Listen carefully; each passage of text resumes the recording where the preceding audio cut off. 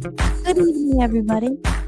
Welcome to Hollistics. I'm your host, Nate. And I hope everyone's having a great day out there. If you're around the world, wherever you may be tuning in or listening, maybe you're listening to the radio. We are actually on the radio as well. We are broadcasting live all over the world with our network, Voice of the People USA Radio and Television Network. So you may be tuning in right now in real live time, or you may be watching this later on a replay. You stumbled across this girl and said, hey, maybe I'll check this out. Well, I am your host, Hollis-Tics, and this is Holistic. We are on episode, I believe, episode number 9 tonight. And this song in the background, I just decided to put it on. It's called Feeding the Ducks. It's amazing. I love music. It's amazing. I always say, like, the way music really could change the tone, obviously, right? And we're just kind of vibing. You know, you might be scrolling past. Some people may be in this vibe like, oh, okay, check this out. And it's all mellow. And then you put something else on. It's like, let's do it, guys. We're going to do it. Today's Hollistics, and you're tuning in. Welcome.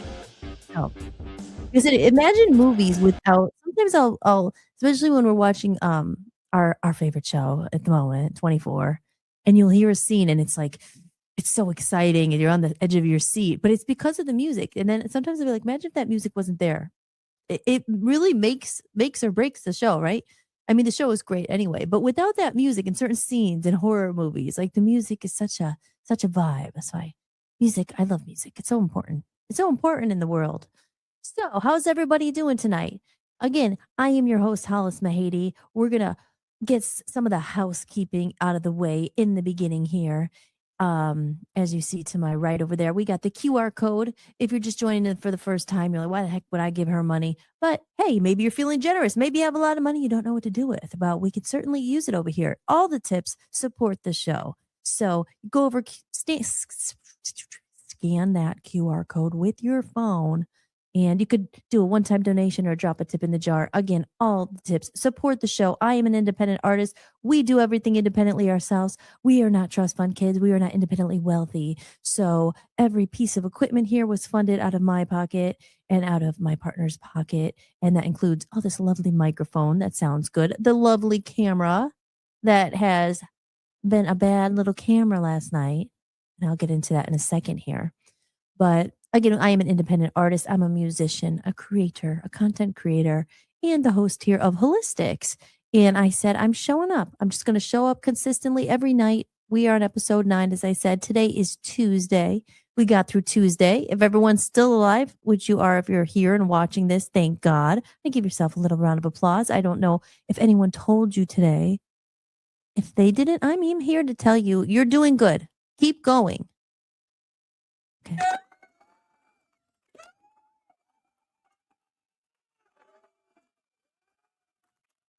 Hang in there. Hang in there. You got this. You got this.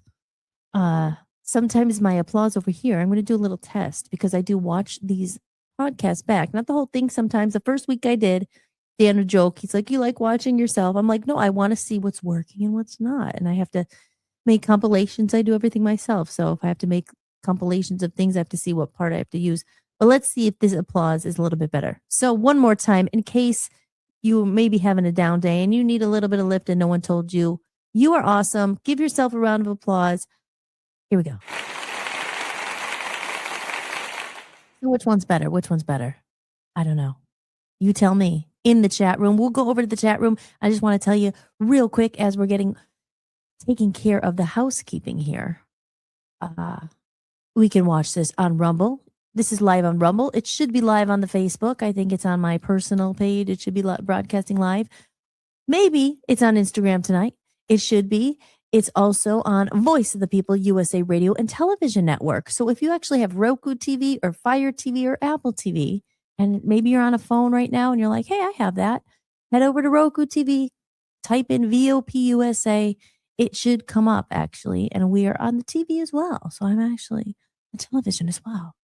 So what I was going to say that I forgot to do, and it's funny because for the first time in 9 episodes, I had a little bit of time and I was sitting here beforehand and I was looking at the soundboard. I'm like, oh, there's a chirp. And I didn't know how to work it the other night. That's why I had a helium voice stuck on there. but there's labels. And I was like, oh, if we tell a joke, and I will look into the chat room in it momentarily. I see a couple comments in there, but I'm gonna say hello to everyone. I love when there's people in the chat room. It makes it more fun because you never know where the conversation can go. But if someone tells a joke tonight, we have the drum roll. Well, that's not a drum roll. That's a rim shot. That's what it says. That's like the punchline. Okay. So we got that taken care of. And of course, one of my favorites is the oh, not that, but I love that. Yeah, that is one of my new favorites. Because life can be magical. When you get in the humdrum of life and the matrix and it's the 3D world and the bills and you're like, but then you come to Hollistics and we take a break from all that BS. Even if it's for a couple of hours, it's like, you know what? Connect back to the source. Life is good again, right? Especially when you get home from work and you're like, and you're back to yourself and you get to go and whatever you're looking forward to all day, reading your book or whatever, cooking dinner or eating, watching a TV show, working on your hobby, your passion, what you really go playing the song. You're like, back in. I'm alive again, right? It's like, so that's the sound we use that. But I was going to say, this is what happens when you post a video sometimes, or when you post a video and no one watches it. Or you're like, I just put out my new reel and I put so much time. I tagged everyone and I hashtagged everyone and I put the little @ sign so they look at it, and I put a brand new video out on YouTube and it has. Anybody see it? Oh, the algorithm. I haven't cracked the algorithm yet. We'll get there, guys. We'll crack that algorithm. We'll crack other things. Screw the algorithms tonight. We are on Hollistics here. So, as I said, www.hollismahady.com. I don't think I actually said that yet. But that's my website. I'm a musician. My music is coming out soon. I promise. I'm working on it. But support the show right up there if you're interested. And to all those who have bought me a coffee and are so generous, thank you so much. Again, that's what I forgot to do, Dan. I was going to say, I'm talking to Dan because we're sitting here and I was like, I wanted to get my cup ready with my names in it. So later we'll do that. We'll say that to the end because we're going to pull a winner tonight because of all of you generous folk out there. We hit the $100 goal. So that definitely deserves a large round. That means one lucky winner is going to get one of these bad boys. These bad boys. So a signed lyric sheet from me to you from my brand new album. And I'm going to pick because I've done all my songs. So I will pick what I think is appropriate to send to the winner because most likely I'll know the winner because I know the people who've donated. So if I could find it, I don't know if I have it up here. It's right here. It's the lyric sheet, the one here. There you go. That shows everything because I don't have the other one. But we will do that later this evening. So we have a good show planned, but we're just going to shoot. I'm trying not to curse. I would say have a censor button. I'm being really good, not cursing. But we're going to chew the fat. As I said, my mom would say that sometimes. That's like an old fashioned saying. We're going to go chew the fat, whatever that means. Again, if I had my soundboard operator. That's what I learned is the technical term. It's not a producer. It's a soundboard op. But we may be having one of those tomorrow. Tom may be coming to the show. So I have to go into the chat room because I want to see who's in there tonight and say hi and greet everybody for coming in. All right. We got Jim Tim in the house. No blurry videos. Please. We're going to see what happened last night. Yes. And I'm going to explain what that means in a minute. Hollis, Jim Tim's here. Let's go. Let's go. LFG. Let's freaking go. In the words of Yoga Carrie. I don't think Carrie will say it. I don't like to use people's last names, and I'm not sure why. Am I not allowed? I think I'm allowed to, but just in case, privacy or whatever. So I call him Carrie Yoga Mat. If he says it's okay, then I'll use his last name because Carrie, he said LFG. Let's freaking go. He's a good energy person. And we got Maga Dirt Biker in the house. Love Maga Dirt Biker. Joe, good evening, Hollis. I found a voice changer app for video, so I was doing some experimenting after I cut the grass. You found one on your computer or on your phone there? Awesome. A voice changer app. Yeah, it's a lot of fun, right? It makes it fun if you can go back to your regular voice when you need to. it might get stuck on the helium. Oh. So good evening to you guys. I love you. Thank you for being here. We got the whippersnapper here. Shoot the whippersnapper. We were talking about that last night. A whippersnapper. You little whippersnapper. You little whippersnapper, you. Okay. So, yes, this is what happened last night. And I wasn't mad, but I was just like, man, so this camera, again, we congratulated her at Ep.9. It's a big feat considering a week and a half ago, it was my first episode and I've been wanting to do this podcast for like 5 years. I've been talking about doing it. Hollistics. I was like, I kept telling people I have a show, but it wasn't here. It was never here yet. I'm like, I have a show. It's coming. It's coming. That's the thing. I do say what I'm going to do, but unfortunately things just take a long time. I usually always follow through what I try to anyway. Like, I have a lot coming. It takes a long time. Sometimes it takes a lot longer than you expect because this silly little thing, life gets in the way. Life is what happens when you're busy making other plans. And was that John Lennon said that in one of his quotes? I mean, I think it was him. Again, board op Tom. He's not here. He was going to maybe be here tonight, but I think he's coming tomorrow because he generously offered his time to come in and help produce or board up the show. So when I say something, he'll be able to pull it up there. If I do a funny joke, he'll be able to go. And it will just make the show flow. So, yes, this happened last night. So I watched the show back and I was very excited because I think it was featured on Rumble. And I was like, oh my gosh, it has a lot of views. A lot of people are watching it. I was like, whoa, that's awesome. So it had over 10,000 views on Rumble. And for, again, anyone watching the other episodes, I sound like a broken record, but a lot of times you put up your videos and it's like, no, it's not like that. It's like,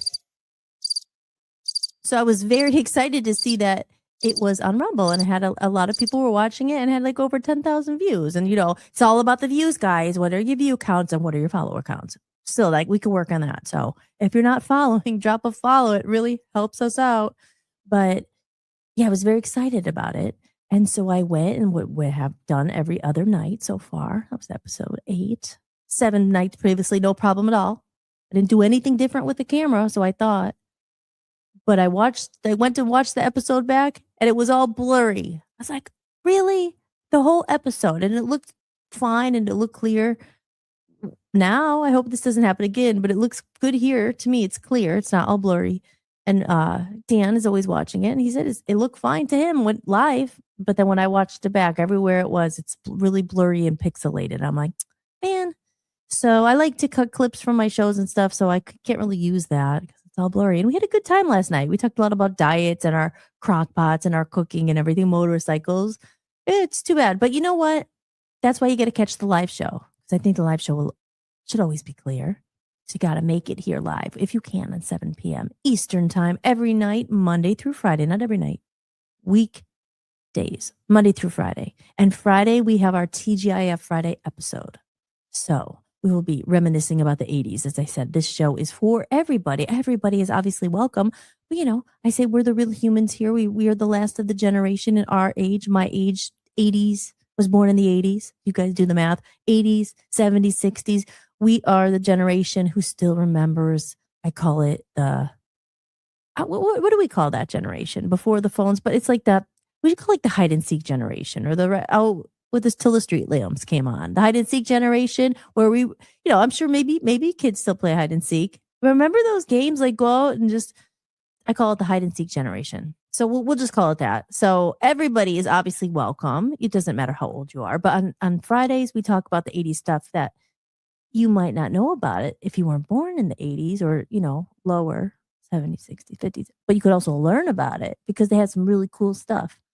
So this is what happened. So last night after I saw all the blur, I was like, I'll just make a little in real time video. So let me see if I could play this here. This is what happened last night. Video. Those videos where it's like POV and then it says what happens.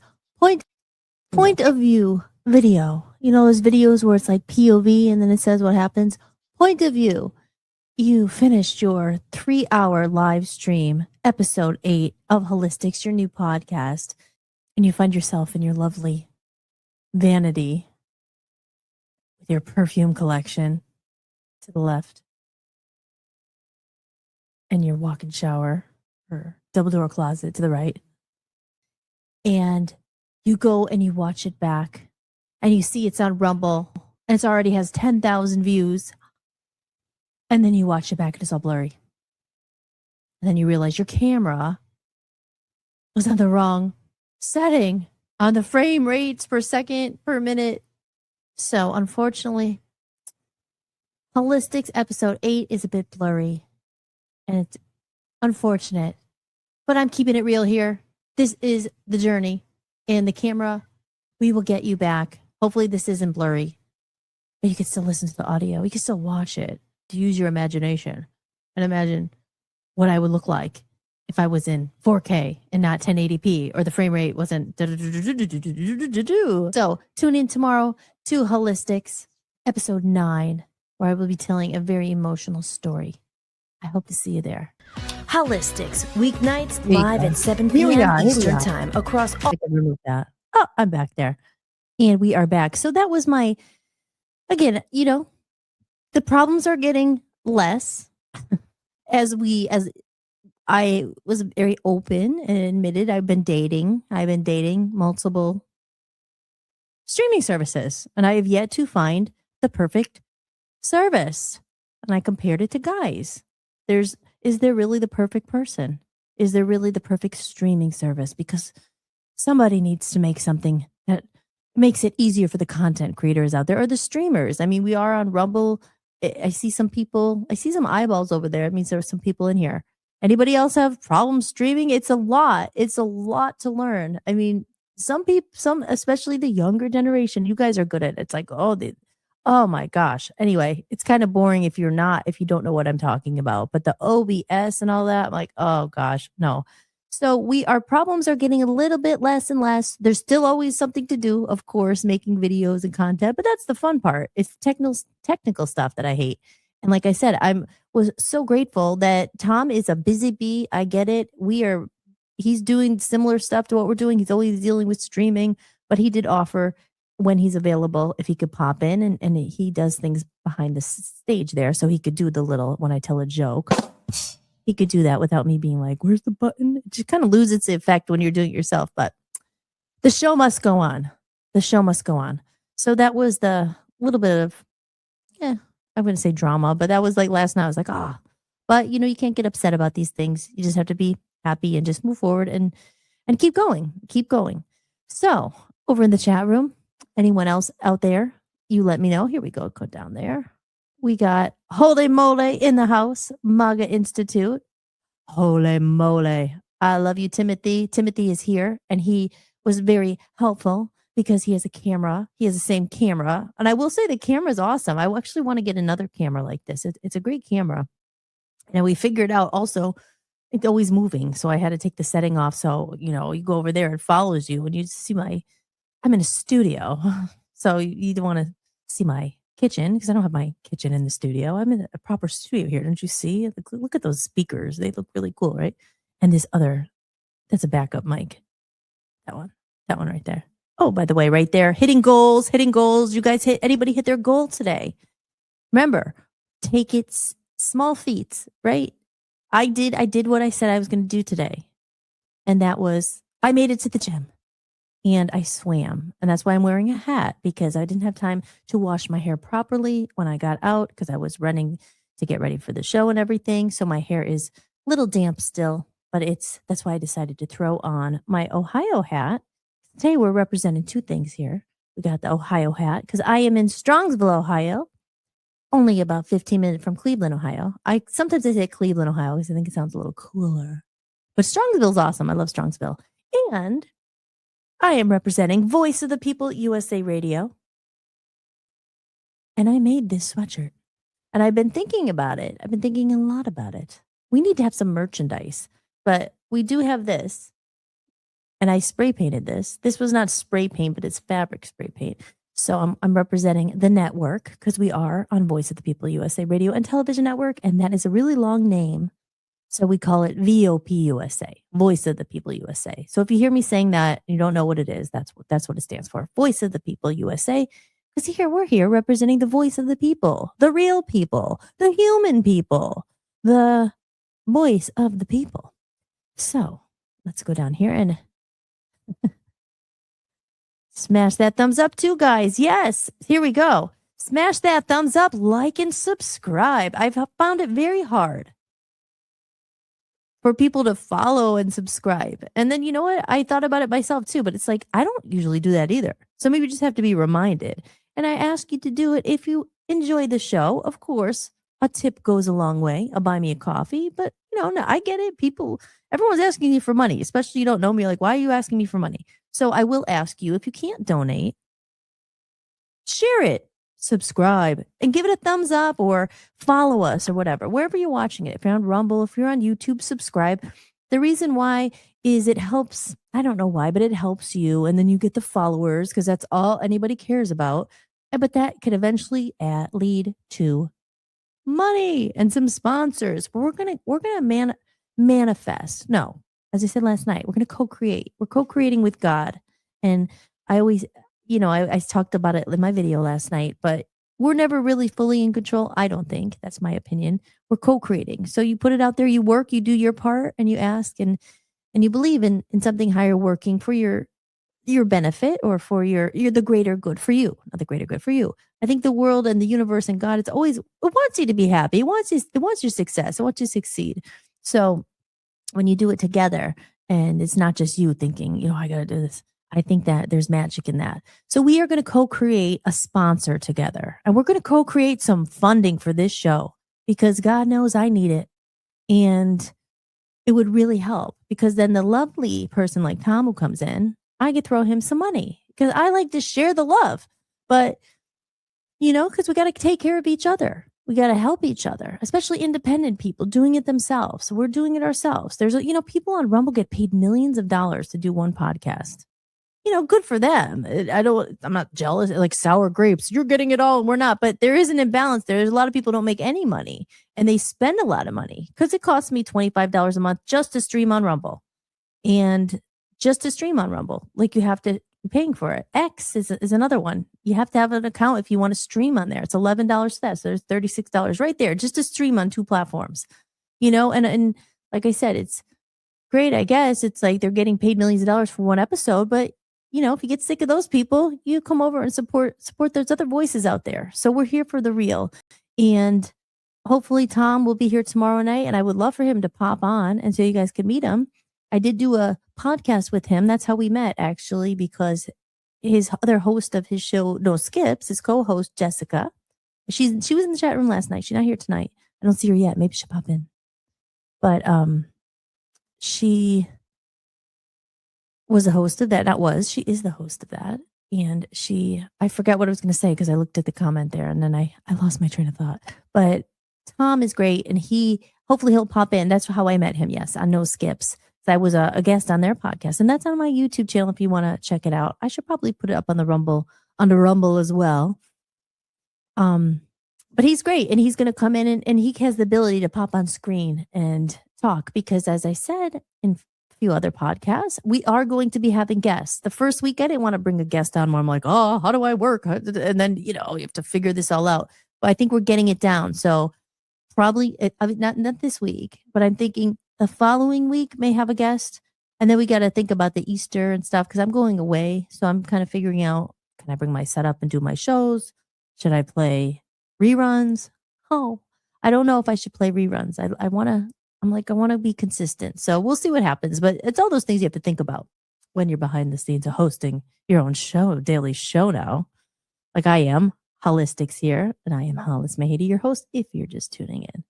So with that said, let's go over to some of the videos. We have the comment of the day. And I pre-recorded a segment for this show. Because if you are watching on the Rumble, and I believe it's on YouTube, I think I updated it.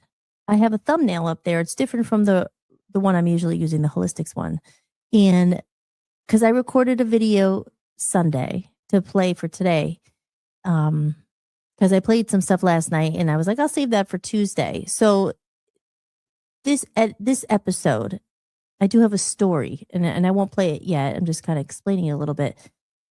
I always wanted to tell this story, and if you've been watching the last couple episodes, we started talking about our animals and stuff, and I kept telling them, like, there's a story about Tinkle Paw, and no one knows who that is or why I'm talking about it, but I wanted to tell the story, and it's a really magical story, and I was kind of debating, should I put this out or not?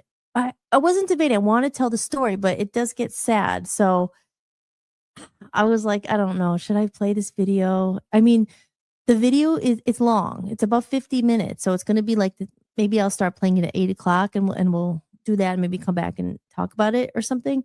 But maybe around 8:00, I'll play it. The whole video is not sad. There's just like 5 minutes. I'm like, should I cut that? I started crying because I can't tell this story without crying. So it's just a fair warning. Either you might not be crying because it's not like, when someone tells a story, you have empathy and you feel it, but you're not going to be crying. But I try not to cry. And then I was like, should I cut that part out? And I'm like, you know what? You keep it real here. We're keeping it real. Like, positive. I'm a positive person, but you have your moments. So I was like, I don't know, but I don't want to make anyone sad. So if you don't want to watch it, I would watch it, I think it's around minute 40, like 40 to 45. Those 5 minutes where I'm like shedding a little tear. I have my tissue.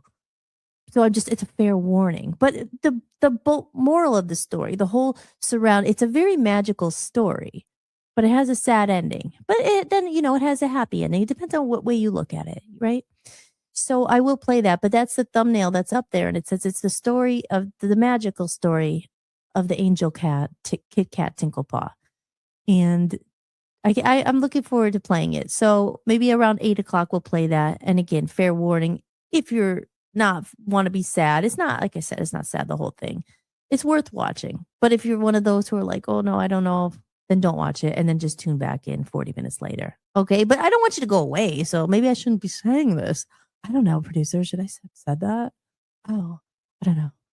Yes, we're keeping it real here. That's why I'm going to cut out the crying. For many years, you always had to put on a mask and be like, it's the worst when you're like, you can't really show how you feel, and people hold back their tears. And it's not good for you. Actually, you're supposed to put your tears out there because you think if you hold it in, it could make you even more sad. I think it can lead to disease as well. Like if you're always holding in stress or sadness, it's okay to cry. Crying is a release. Doesn't you know how you hold it in and you're like, and what's wrong? Nothing. And you just want to cry. And then you feel better when you do cry. I mean, it's not always great in the moment, but then you're like, after it all comes out, you're like, I feel better. That's why it's wonderful having a loving relationship with an emotional, mature man who gets it. Here's a dating tip for the guys out there. If you're married, if you're single, look, obviously you probably know this. Women are way more emotional. But I think guys are emotional too, but they're programmed to not share it as much. Like, oh, you shouldn't cry. Crying's weak and it's not for men and stuff like that. Actually, Tom would be a good person to talk to about this. Tom is, like I said, he's going to hopefully be here tomorrow. He's from the Cole County Entertainment, and he has a podcast. I don't know if he's the host. He's on it as well, but it's like a men's mental health podcast. And they talk about all this stuff. And I tuned in for one episode and they were talking about that, like about guys crying and stuff. And should you not cry? And, why is that? Like, so I think it's okay to cry. It's a good release. And just like I said, you just have to get it out. So it is nice when you have a partner or someone who understands and you're not having to hide it and be like, oh, I'm fine. And what's really wrong? And sometimes he'll be like, what's wrong? I know there's something wrong. And he cares enough to ask because he knows me so well. But, I've been in a relationship. Excuse me, I have an itchy nose. Sorry. He knows me enough to know. He's like, there's something wrong. And sometimes I'm like, nothing's wrong, or sometimes I'd be annoyed. But he cares enough to be like, what is it? Because girls have to talk about their emotions. And it kind of got for guys are like, oh gosh, no, like, oh no, right? They always say for for a man, like the words they don't want to hear is "we need to talk," right? 4 words, or "we need to talk." That's 4 words, yes. Or "we got to talk." We got to talk. It's only 3 words, but you know what I mean. We need to talk because the women, they need to talk about their feelings. They need to talk it out. They always say, how girls go with their girlfriends and they're like, they just want to talk. We got to catch up. We got to talk. And guys just, they're wired different. They're not there like talking about their feelings and emotions. But that's the mystery, right? Why you're always attracted to like, ooh, what is that? So guys out there, you got to understand the woman's emotions, or you don't have to. I don't think you ever will, but you got to pretend at least. You should try more. But like the worst thing when a girl is like crying and they're like, oh, what's wrong? Oh, get over it. Or do you have PMS? Don't say that to a girl when she's mad. Or if you want more of her being mad, don't ever say that. Oh, it must be that time of the month. Don't say that. It makes girls more mad because they may not be mad just because of that. If you need to talk, money. Yeah, honey, show me the money. If you're enjoying this dating advice, drop a tip in the tip jar. Go to hollismahady.com and buy me a coffee. I said I used to be a bartender, and I used this example. All I did was pour a drink, and I would get $1 every time. And here, I'm pouring wisdom, years of hurt and heartbreak and trauma. Not so much trauma, but you know what I'm saying. And I'm pouring that into wisdom and giving you dating advice. So you could tip me $1 if you like. You don't have to do much more, $1. You tip $1 and you're going to be in the running for a lyric sheet. So, because we're going to do our drawing at the end of the night, because we did hit our goal. Because of the kind-heartedness of all of you guys out there. That one goes really long. But we did hit our goal, and I appreciate it. So thank you so much. So remember, and if you have any questions, drop them in the chat room. It's good. Tell me about your relationships. Relationships are a big one. And like I said, I could talk from a place of a little bit more, I don't know, experience, I guess. Like, now that I finally found a good relationship, and, it took a long time to get there. It wasn't, you had to work on yourself. And I did do that for a long time in between these things. And then you finally, you don't want to settle anymore. You're like, no more bad relationships. I just want to be alone. And that's usually, at least in my experience, you always hear that, right? You're pushing, you're looking, and when you finally give up, you find it. You're not looking. It's like that synonym, or that, my phone is ringing. It's robocaller. How dare you interrupt my podcast, robocaller? What was I saying?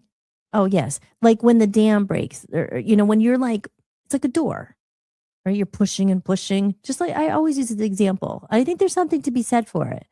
You're trying, because we're big, huge people, right? But we're trying to do things on our schedule, and we're going to get it to work. And you're trying to get in the door or whatever.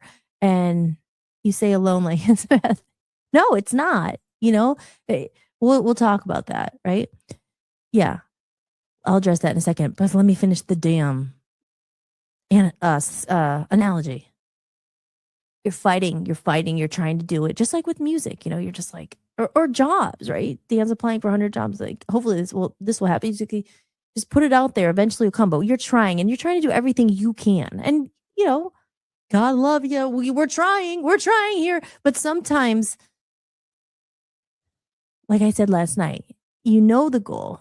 You want the job. You want the sponsor. You want the thing. And yes, you can't just sit there, like I said last night, and just hope it just comes. Like, I hope to, manifest a new car and not like do anything. Like, you got to save for a down payment or whatever. Like, you're hoping it comes. It's not the best example. But the point is, sometimes when you just try and you're trying everything you think, and you kind of just let it go. It's like a door. It's like you keep, the door, and then you kind of just let it go. And sometimes it'll open on its own. Does that ever happen to anybody? Or maybe it's not the best example, but I think you know what I'm saying. You're trying so hard. And sometimes it's just like, I've done everything, and it's in God's hands, you say. I think if it wants it to happen, it happen. It's hard. It's very hard.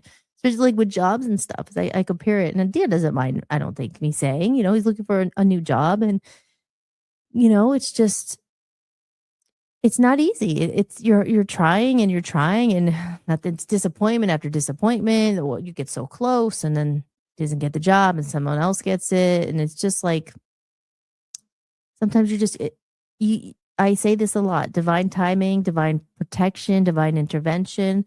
There's maybe reasons you don't get that job.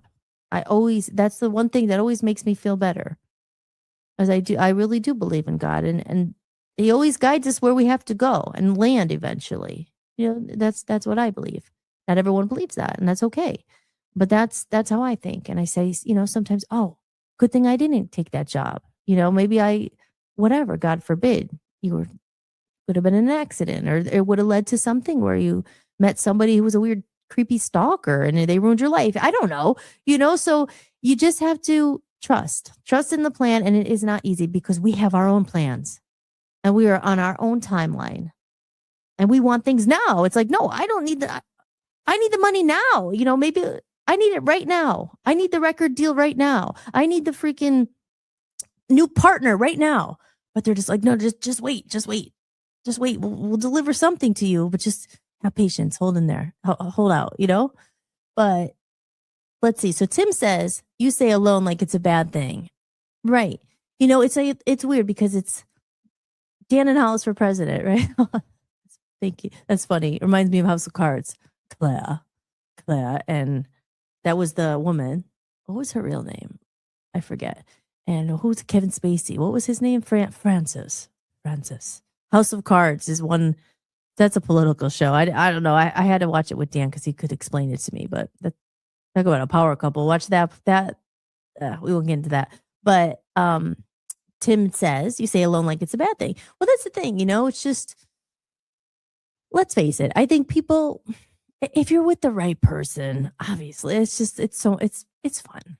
People say you have someone to do life with, and because you want that, like I was alone for so long, and I say I was alone for so long. You might be like, well, I always remember you dating someone, but when you're with someone and you still feel alone, it's better to be alone. It's like when you find the right person and partner, and yeah, it's good. You have someone you can rely on. It's tough to be alone sometimes too, just because it's hard to meet friends in this world, I think, especially when you're older. Just someone you could rely on if to pick you up at the airport, or you need, whatever. But at the same time, too, it's like you want your peace as well. So if there's someone with drama, or I've gone out with a lot of different types of people, and everybody has their issues. Everyone has their drama and their baggage. It's like, how many bags of baggage do you have, because it becomes yours. And, it also depends on where you are in life. When you grow out of it and then you present it again, you're, what's it called? Your patience, or you can't deal with it anymore. You see the red flags and you're like, oh gosh, I've been there, done that. No more, so, but I think being alone is not bad, because I always say you're not truly alone. Like I said, it's nice when you have someone you can rely on, because this life is hard, and it's hard without a friend or a partner sometimes. But at the same time, it's like liberty, freedom is also nice. Not liberty. Liberty, freedom. But if you're with the right person, you still feel free. Because when you're with a jealous person, and I'm a bit of a weird person. I think, I'm very independent, and I just want to do my own thing. And I was always very like, I'm on a mission. I'm trying to, like, I want to do this, like music and podcast and build a business. And some people just don't understand that. You have to be with someone who's compatible, who understands that. So I think it's important to find someone. That's why when I got with Dan and everything, he was doing his thing. Our missions aligned, and so we're always working. But he's not annoying, like, oh, you're always on the computer. Why aren't you paying attention to me? And I've been with guys like that who just don't get it, because they didn't have their own mission, and they're like, I live for you. And I'm like, that wasn't very attractive to me. I was like, get a life, I know that sounds mean, but you can't just live for someone else. You have to. That's why I say, I think when two people come in and they have worked on themselves and they have their own hobbies and interests. With Dan and I, we do work together.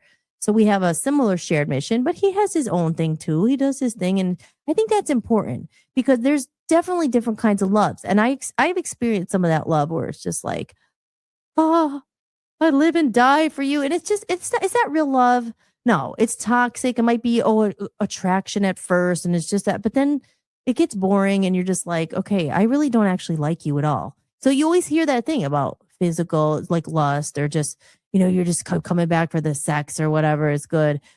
But do you like the person at all? I'm like, ugh, so what's more important, But anyway, so there's so much different things, and the grass is always greener, oh, you want to be single and free, but then when you're single, you're like, I want someone. Then when you're with someone, especially if it's the wrong person, you're like, oh, remember when I was single and Friday nights? And so I don't know. Any other relationships questions down here? Hello, Travis and Charlene are in the chat room.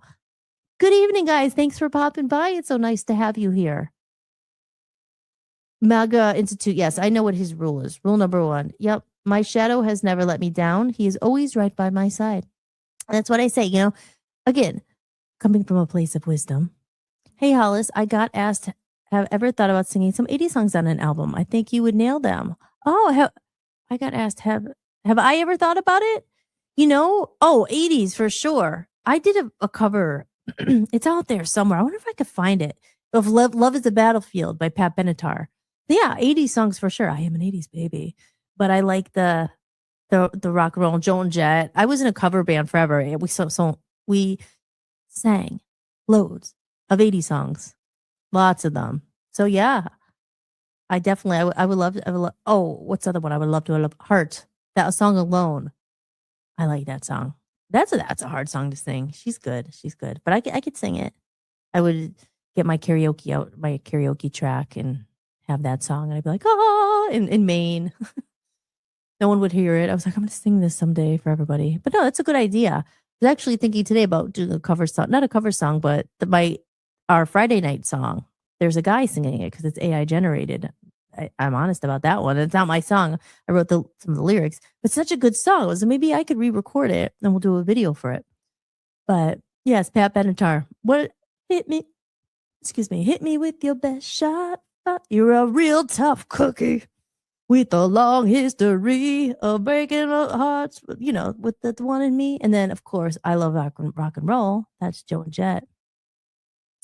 But so we're bouncing. Yes, 80s for sure. And then, sorry, Tim, I didn't mean to. Yes, but to wrap up the relationship stuff. Again, I mean, we'll never wrap it up, right? Because you could go on and on about it. And it really depends on where you are in life. You have to go through a lot of things to, maybe you don't have to. People are different, right? I have friends from high school. They got married when they were in high school. They're still married to the same person. They have kids with them. And it's just different paths, right? It's like sometimes I'm like, man, gosh, they didn't have to go through these talks. They found their high school sweetheart and they had kids and they settled down. And then there's the rest, like some of the rest of us are like, what happened? Then I had like 8,000, like, I guess because I just was on a weird path and I lived in different places. And LA, oh God, I tried to date in LA. LA is the worst because you talk about trying to find a guy in LA or something because it's all full with like LA. It's full with all models and singers and everything. And they're just like, oh, where's the next person? There's always the next person they could go after and be like, oh, I could help you with your career. So no, man. So, with that said, I'm very excited to have everyone here. Anyone have any dating questions? Any more dating questions? Like I said, I could come from but there's other people who have been happily married for many years. That's nice. Like they've been together for so long, but dating's different now, especially, with not AOL, with Facebook and chatting and dating apps and all that. I'm so glad I don't have to date anymore. It's such a relief. It's nice. But for those who are single or maybe you didn't find your person, listen, I never thought I was going to find. I gave up. I was like, oh, because you want someone who really likes your soul and gets you. You could always find someone who's like, oh, you're cute. Like I'll be with you, but can they really appreciate you? You want someone to get you. Not just because like of your physical or whatever. You want someone who like really could appreciate your sense of humor and your mind and all that. If you have one. Not everyone has one, I guess. But you know what I'm saying. So if you're out there and you are single, remember, if you are sad about it, don't be. You have friends, and I'm here for you. I'm here for you. I'm here every night. If you feel alone and you want to come and join and meet some great people in the chat room here, I've always been kind of it just so happens now I'm married and I found a partner, but I've always been like the misfit. Like I was thinking about that today. Like I love this. I love having a podcast. It's fun because being in a band, I miss it because here's the reason why. There's a lot of reasons why, but really being in a band, you were in the center of you were the center of it, right? And people would come, people would come to your shows, and like you would have roadies, and like people who carry your equipment, like some of them we paid, but like roadies and groupies, like people who liked your band, and they would come to the same shows over and over again, and then they would start to be friends, and like all of a sudden you had this little community of different people, all kinds of people. Like there was younger people, older people, like from wherever. And you're just bringing together people. And it was based around like the band, because where were they doing? They're going to a show. They were going to see a show. And that happened in the UK a lot too. Like we grew a little following, and there was other bands, and it was just like, we're going to the show. We're all going to mingle, circulate. No, not circulate. What's the word I'm thinking? When everyone congregates, we're going to the show, and then they would go have drinks before or eat dinner, and you just bring a community in. And that's what kind of the podcast is like. It's like you're back on stage, and you're like getting people that you haven't talked to in a long time are coming by. Like, for instance, we'll get into the comment of the day, and just people you haven't seen in a while, and you're bringing them back together, and so that's why having a show again, it's cool. It's fun. And like I said, I've always been kind of the I don't know, the misfits. Like I was always like, you have different people from all over. And I was always kind of a misfit. I'd just be like, I didn't really feel like I fit in. I was just kind of like, oh, I'm not interested in that. It's kind of boring. So I would just like go do something else. Or I'd always find someone old. I was always talking to someone older in the room because I thought they were more interesting sometimes than people my age. Because I was kind of weird, like an old soul, I guess. I don't know. Let's see. I could see that Pat Benatar. Invincible. That's one I never really sang. I never sang that Invincible. I'm trying to remember that one. That one wasn't on my radar as much, I guess. I mean, I can't even really think of the song. I have to think of it. Is that the one where it's like, no, I know it. So Maga Dirt Biker says, I have a mind, but I'm pretty sure it sunk to my left kidney by the time 1977 rolled around. What is that? Like, oh. Let's see what this one is. Hold on. I'm distracted here because I don't want to miss any comments. We got Travis and Charlene still in here, and Timothy. Alone. That song. We'll have to play it. See? But remember, too, being alone and heartbreak and pain, it makes for great art.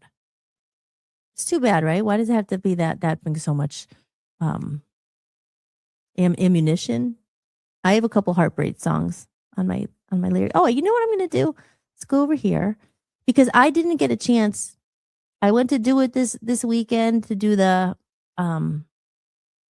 Comedy of Errors, my other podcast that is for my Buy Me a Coffee members only. Again, if you're new here, if you're enjoying the show, I would love if you followed, liked, and subscribed to the show, or put on your bell so you got notified in case you want to see it again.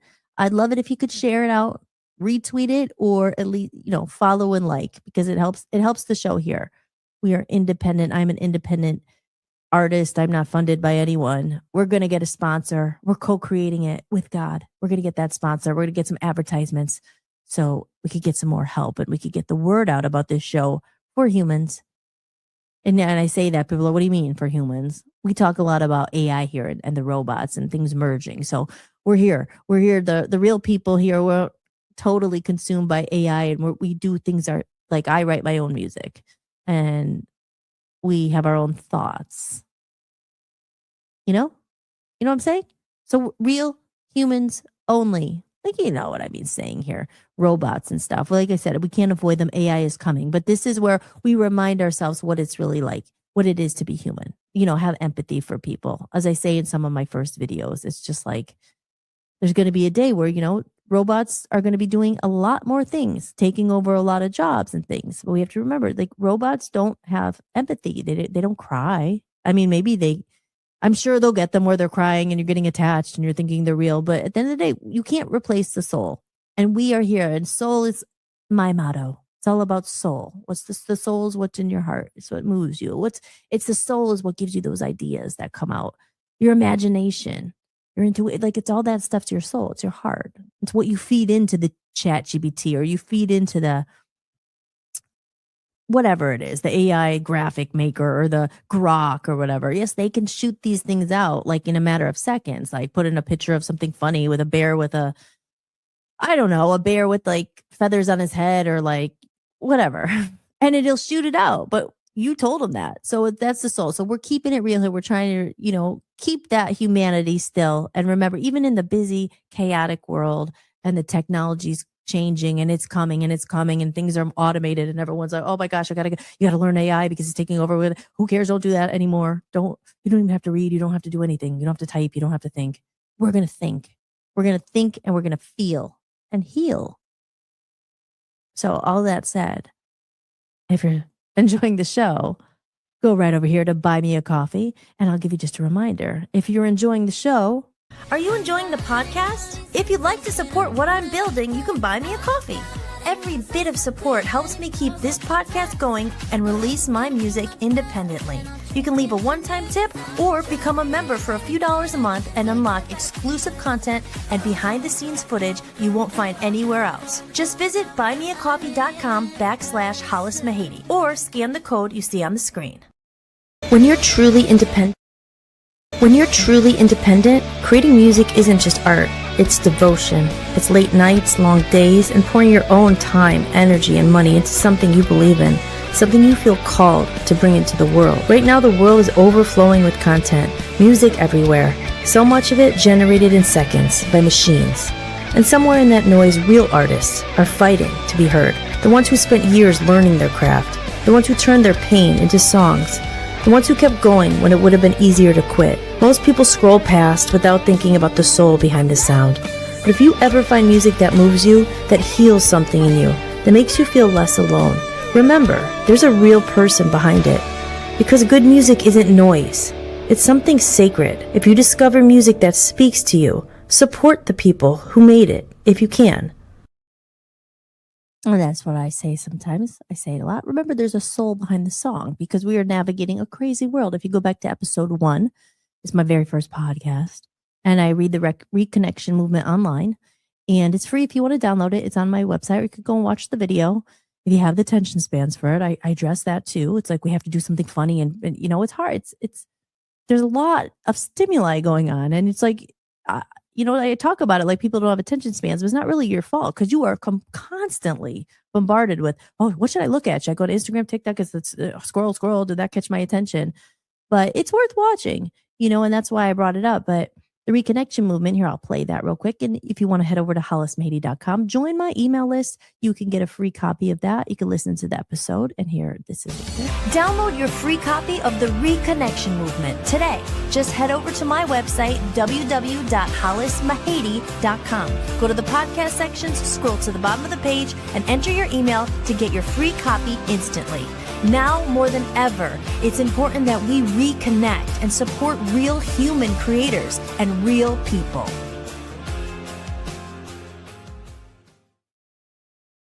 So there you have it. Like I said, remember the soul behind the song. There's people behind this.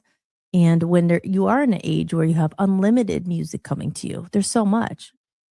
Right. And sometimes the AI is good. I mean, I play a song, Back to the Good Times, that was generated all by AI. And I think I want to try to figure out how I could rip those vocals off and sing it myself, at least do that part.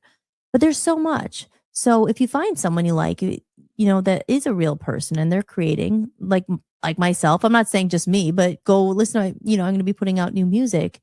But, I wrote all those songs and they come from a place of wisdom and pain. And it's funny, I just say that wisdom because you go through life and hopefully as you get older, hopefully you get wiser. How do you get wiser? It's through living through bad experiences and good experiences and being like, okay, I have some wisdom now. What wisdom comes from learning from your mistakes and saying, like, for instance, right, a mistake or buying a house and you realize, oh man, you have to live through it and you made mistakes and I didn't finance enough. Oh my gosh, they say it's a school of life, right, Smurgs? The school of life, and it's an expensive education. The school of life. And if you can take wisdom from that and then pass that on to people, right? I watched something last night, and this is where if I had Tom, I would say, hey, Tom, can you find that clip? But it was a guy, it was just on Instagram, again, another reel. And he was like, artists these days, he said something very smart. He said, it was about musicians, but it was just like, when you're younger, you have the enthusiasm and the energy. But when you're older and you're an artist or a musician, you have that wisdom. You have maybe, again, I'm not saying this for younger artists that they don't have good songs. It's that some of them really do.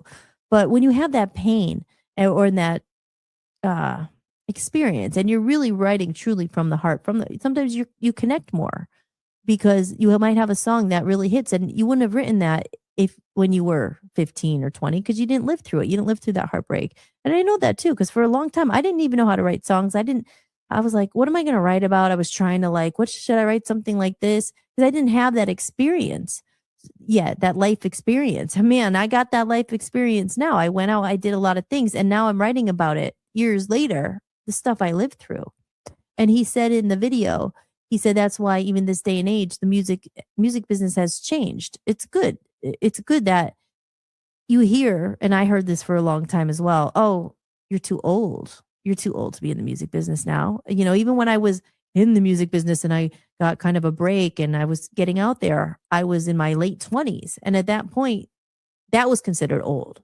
And I'm thinking, it's just like, so a lot of times the older artists and people who are doing music now, there is an audience for it, because real people want real songs and, older people, I don't know. Are you going to listen to a 15-year-old? Again, this is nothing against 15-year-olds because there's a market for that. 15-year-olds are going to be listening to their peers or whatever. So they're in high school. It's been so long since I've been in high school. You kind of remember it and I could write songs about it.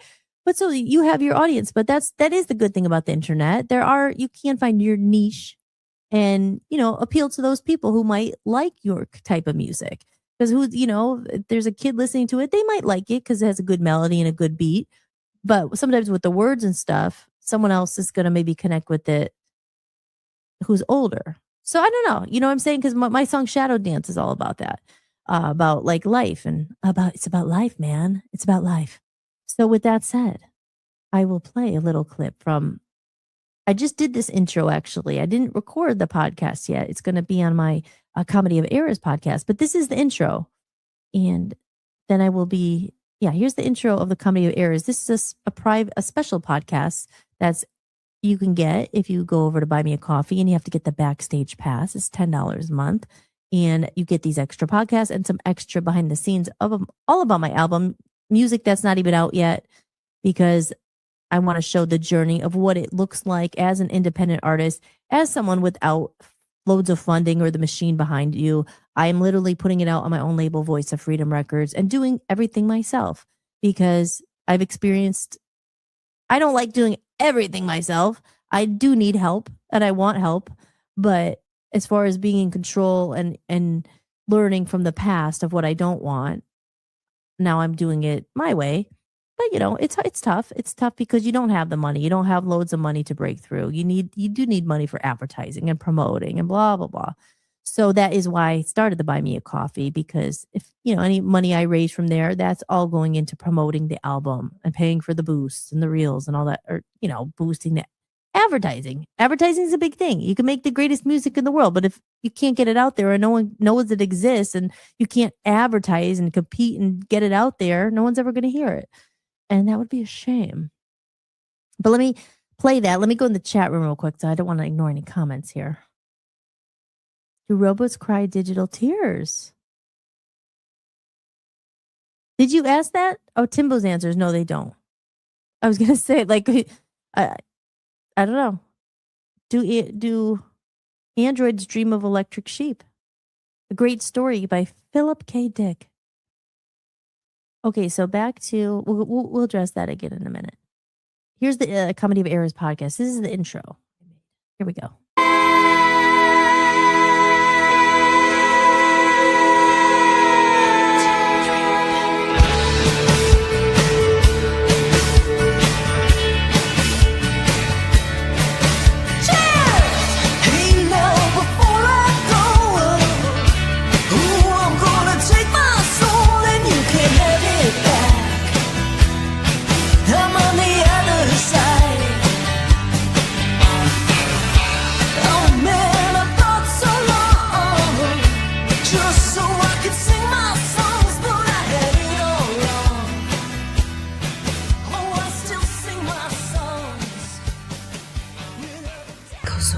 Enjoy the ride. Don't wait. Listen to it always. They're always with you. Remember who you're never alone. I love you. Welcome to a Comedy of Errors podcast with your host, Hollis Mahady. That's me. So that's the only thing I made so far. Well, I actually did make the whole studio, but then it was in my other dating. It was when I quit dating him, so he kept the studio. That's you stop dating someone and they get whatever, they keep some of the stuff. But that's just a little intro there. But that's funny, like that little intro I made with the baby crying and stuff. Sometimes I'm like, that's life, right? We don't even know how do you remember when you were literally in the womb and you're like, you come out and you're like, oh my gosh, what is this place? And then you go through life, and that's the Comedy of Errors is all about, the podcast. So I'll be getting into a lot of the stories of the songs and all that stuff. But that was really geared towards music, and I'm going to be putting that out eventually, hopefully this year. I'll be dropping a song soon, right, for song covers. And that is on Voice of Freedom Records. Music has always been such an important part of my life. It's been a constant, a lifeline, a force that shaped who I am. I understand the heart of an artist, those who create not for fortune or fame, but because the music lives inside them, because it's what fills their soul. That's why I created Voice of Freedom Records, not just as a home for my own music, but as a place where one day others can bring their voices to the world. In a time when algorithms and fleeting trends seem to decide what we hear, we focus on the quality, not just the quantity. We search for music that matters, music that speaks to the heart, that stirs something deep within us, that reminds us what it means to be human. Because at Voice of Freedom Records, it's not just about making noise, it's about making music that moves souls.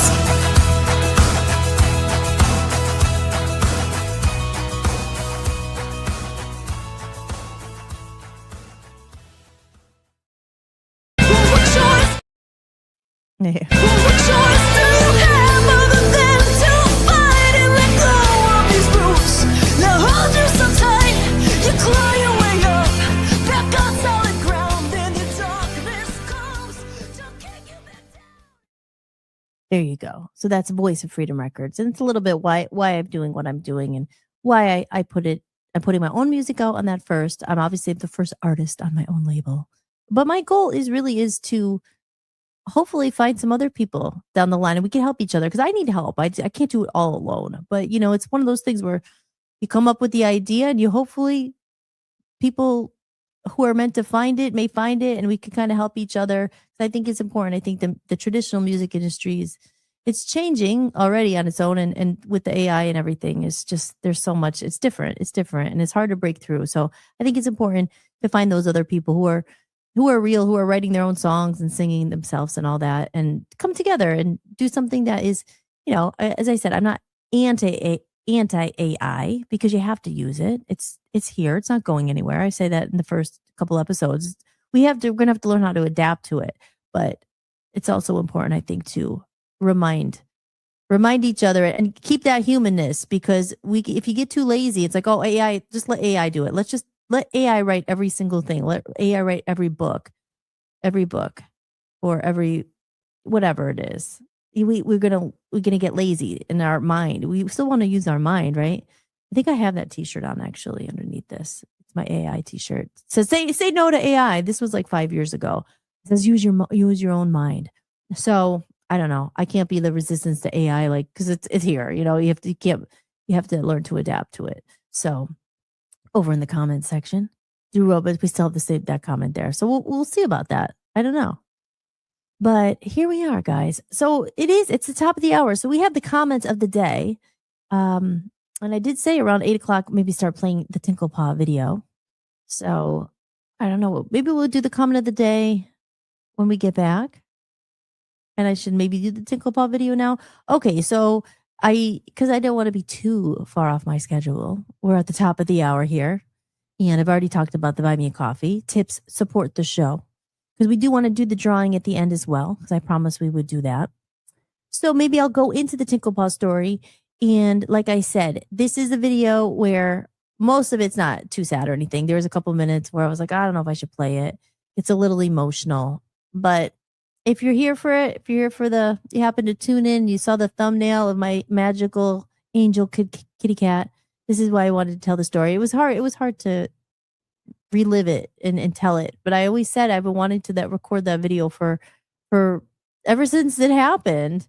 Because it's kind of, it's talk therapy and you're getting it out there and you're releasing it. And it's a pretty magical story. So if anyone's up for a story, grab the tissues, guys.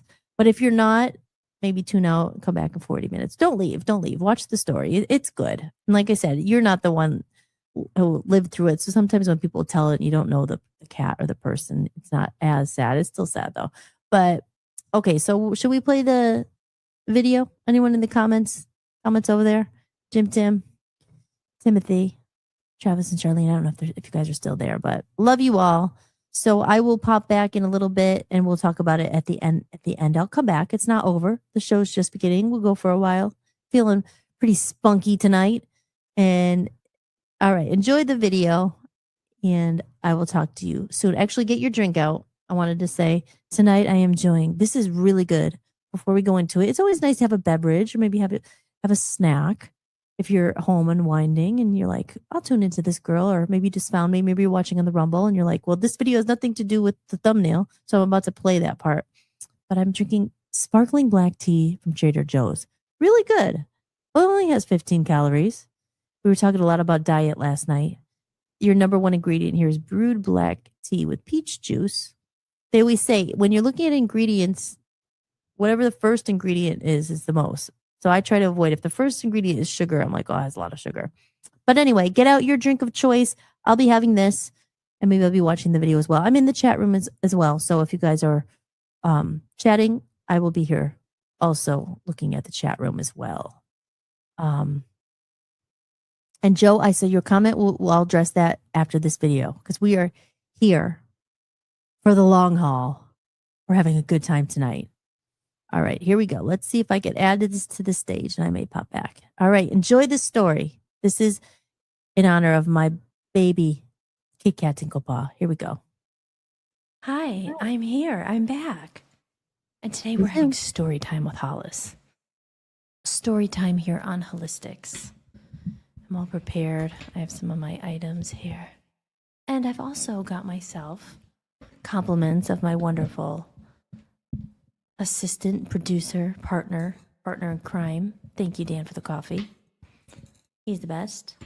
So cheers, everyone. If wherever you're joining me, it might be you tuning this later into after a replay, so it's not the same time. It might be morning, it might be night. You might not like coffee at all. But if you have a drink, maybe you have a water, a beer, a soda, a wine, whatever it is, cheers. And then I also have here my water as well. So I have both just in case. Okay. So why did I want to tell this story? Well, this is a story I've wanted to tell for a long time because when the story happened, I told a couple people, but it's one of those stories where, you know how they say, I don't know if you know this or if you heard this, but I heard this before. You know, when you go through something traumatic or whatever it is, if it's a breakup or, you know, someone dies, maybe someone dying is not the best example, because I don't think that's something you ever get over. And I don't think that sometimes you can't help self crying. But for instance, let's say a bad relationship, because I was in a lot of bad relationships, and some good ones too, but some that weren't so great, toxic, whatever you want to call it. And they say if you can work through it and heal it, time heals wounds and all that. But eventually, when you can talk about something without having any emotion attached to it anymore, like when you're not angry at the person anymore, when you're not crying when you say their name, or you're not, really, when you're not upset or negative or it brings you to a dark place, just talking about, then you healed. But it's not always easy to heal. One, it takes time. Like I said, they say time heals all wounds.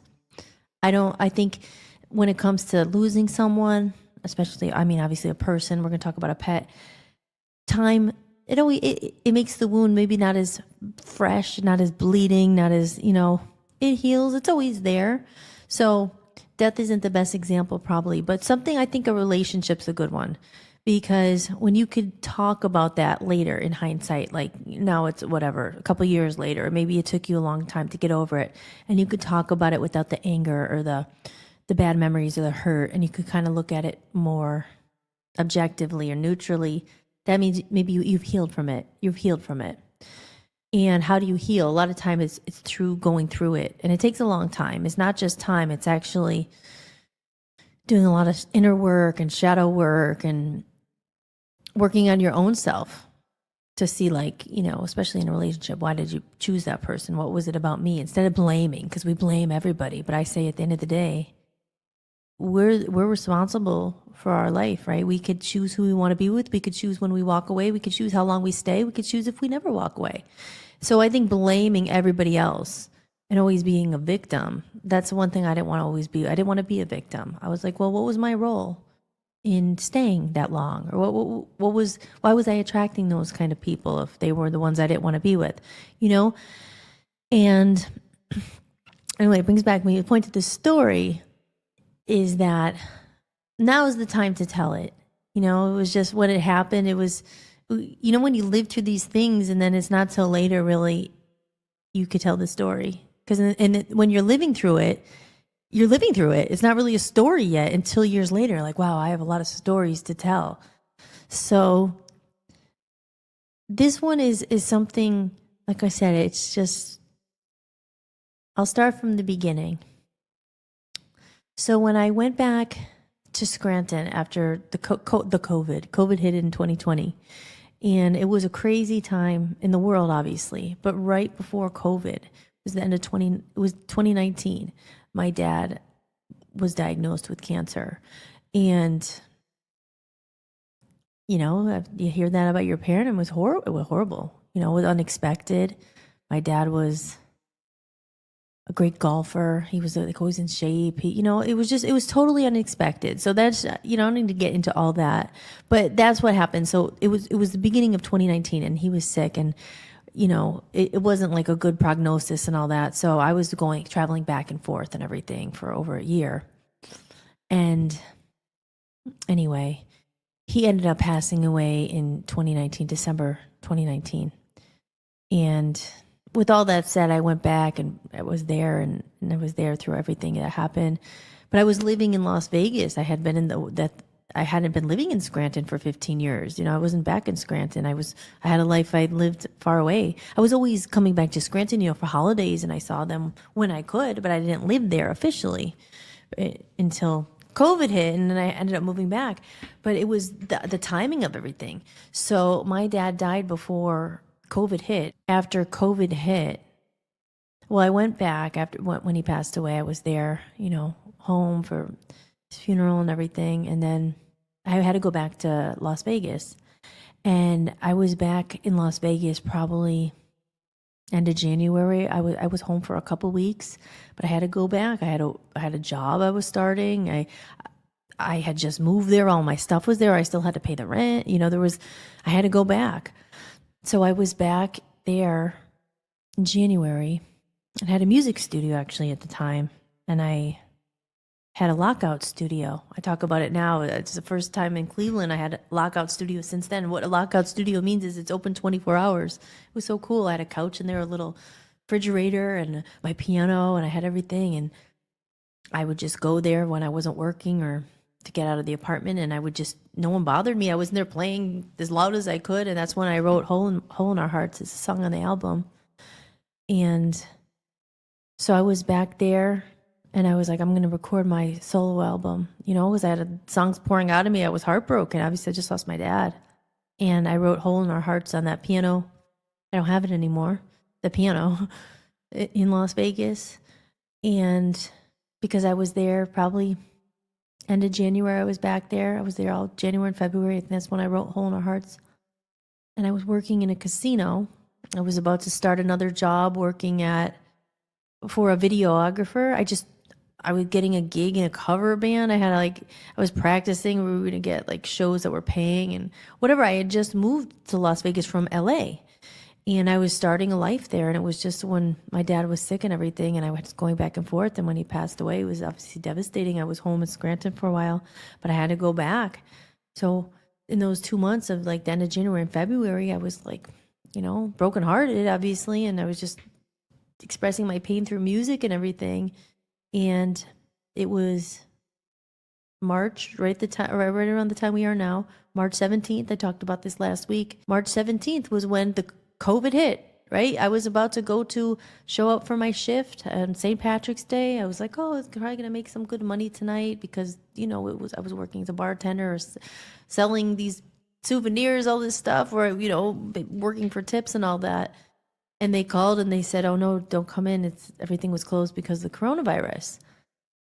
And I have footage of all this. This is all in Holly's Playhouse. That's when everything changed. Obviously everything really changed for me when my dad passed away, because that's just a whole nother story. This is just the lead up and the build up to what happened with Tinkle Paw.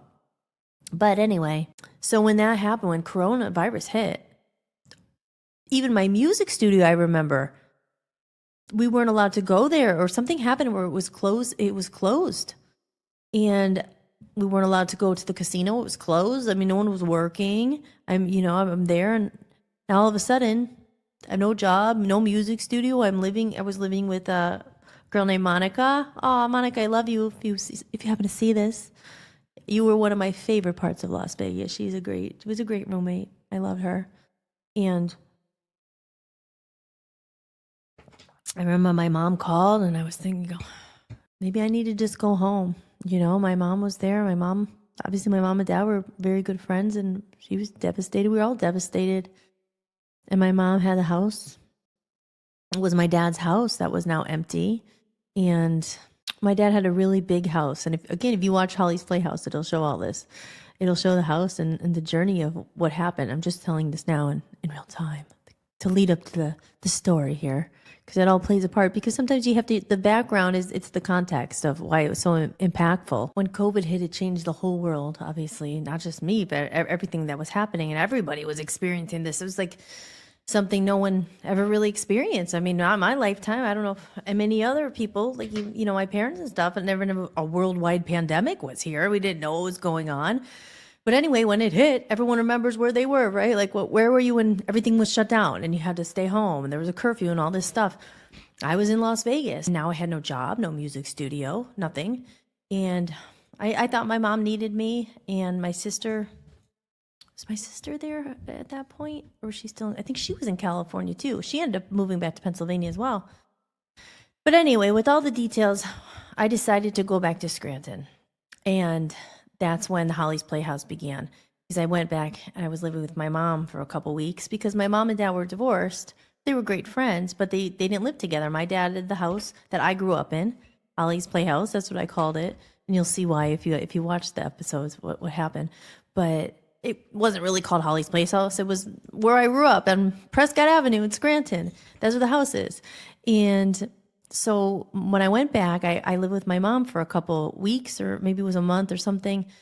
And the house was empty. Or my aunt, because this plays into the story too. My aunt actually was living on one side of the house, because the house was very big, and it's one of those double houses. So, you have there's two addresses in one house. It's like a double-sided house. So so my dad was living on the one side, and then my aunt my mom's sister was living on the other side. So she was there actually. So it all plays into the story. I'm sorry, it's been a minute.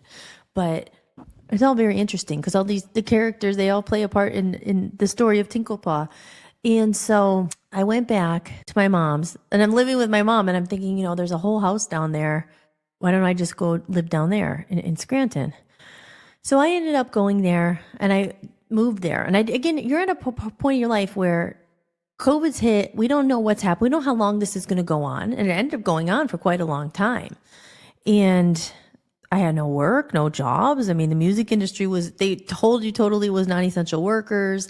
And, I hadn't been back in that house really to live besides going for Christmas. And of course, to visit my dad over the years and everything. I hadn't lived there since I was a kid, since I was in high school, really. So you're back in your childhood home where you grew up. Now your dad is gone. And it was hard. It was sad. It was sad, because all this stuff was there and I had to go through everything. And, but it was a big house. And I said, I don't know how long I'm going to be here. And I think I'm going to be staying for a while. Leading up to that, I had been all over the world. I hadn't been back in Scranton in over 15 years, again, with the exception of Christmases and things, but not to live. So all of a sudden, I'm at this point where I didn't know where my life was taking me now because it was taking me back to Scranton. And so I said, well, I'm here. I have all these songs pouring out of me. I have a hole in our hearts is a song, like I said, I wrote in Las Vegas. I wrote another song for my dad. Shadow Dance is a song on my album that I wrote when I got back and I was living in Clark Summit with my mom. And it was crazy because I was out in she had like a little room off the kitchen. It was like a garage. It wasn't a garage. It was inside, but it's like a workshop area.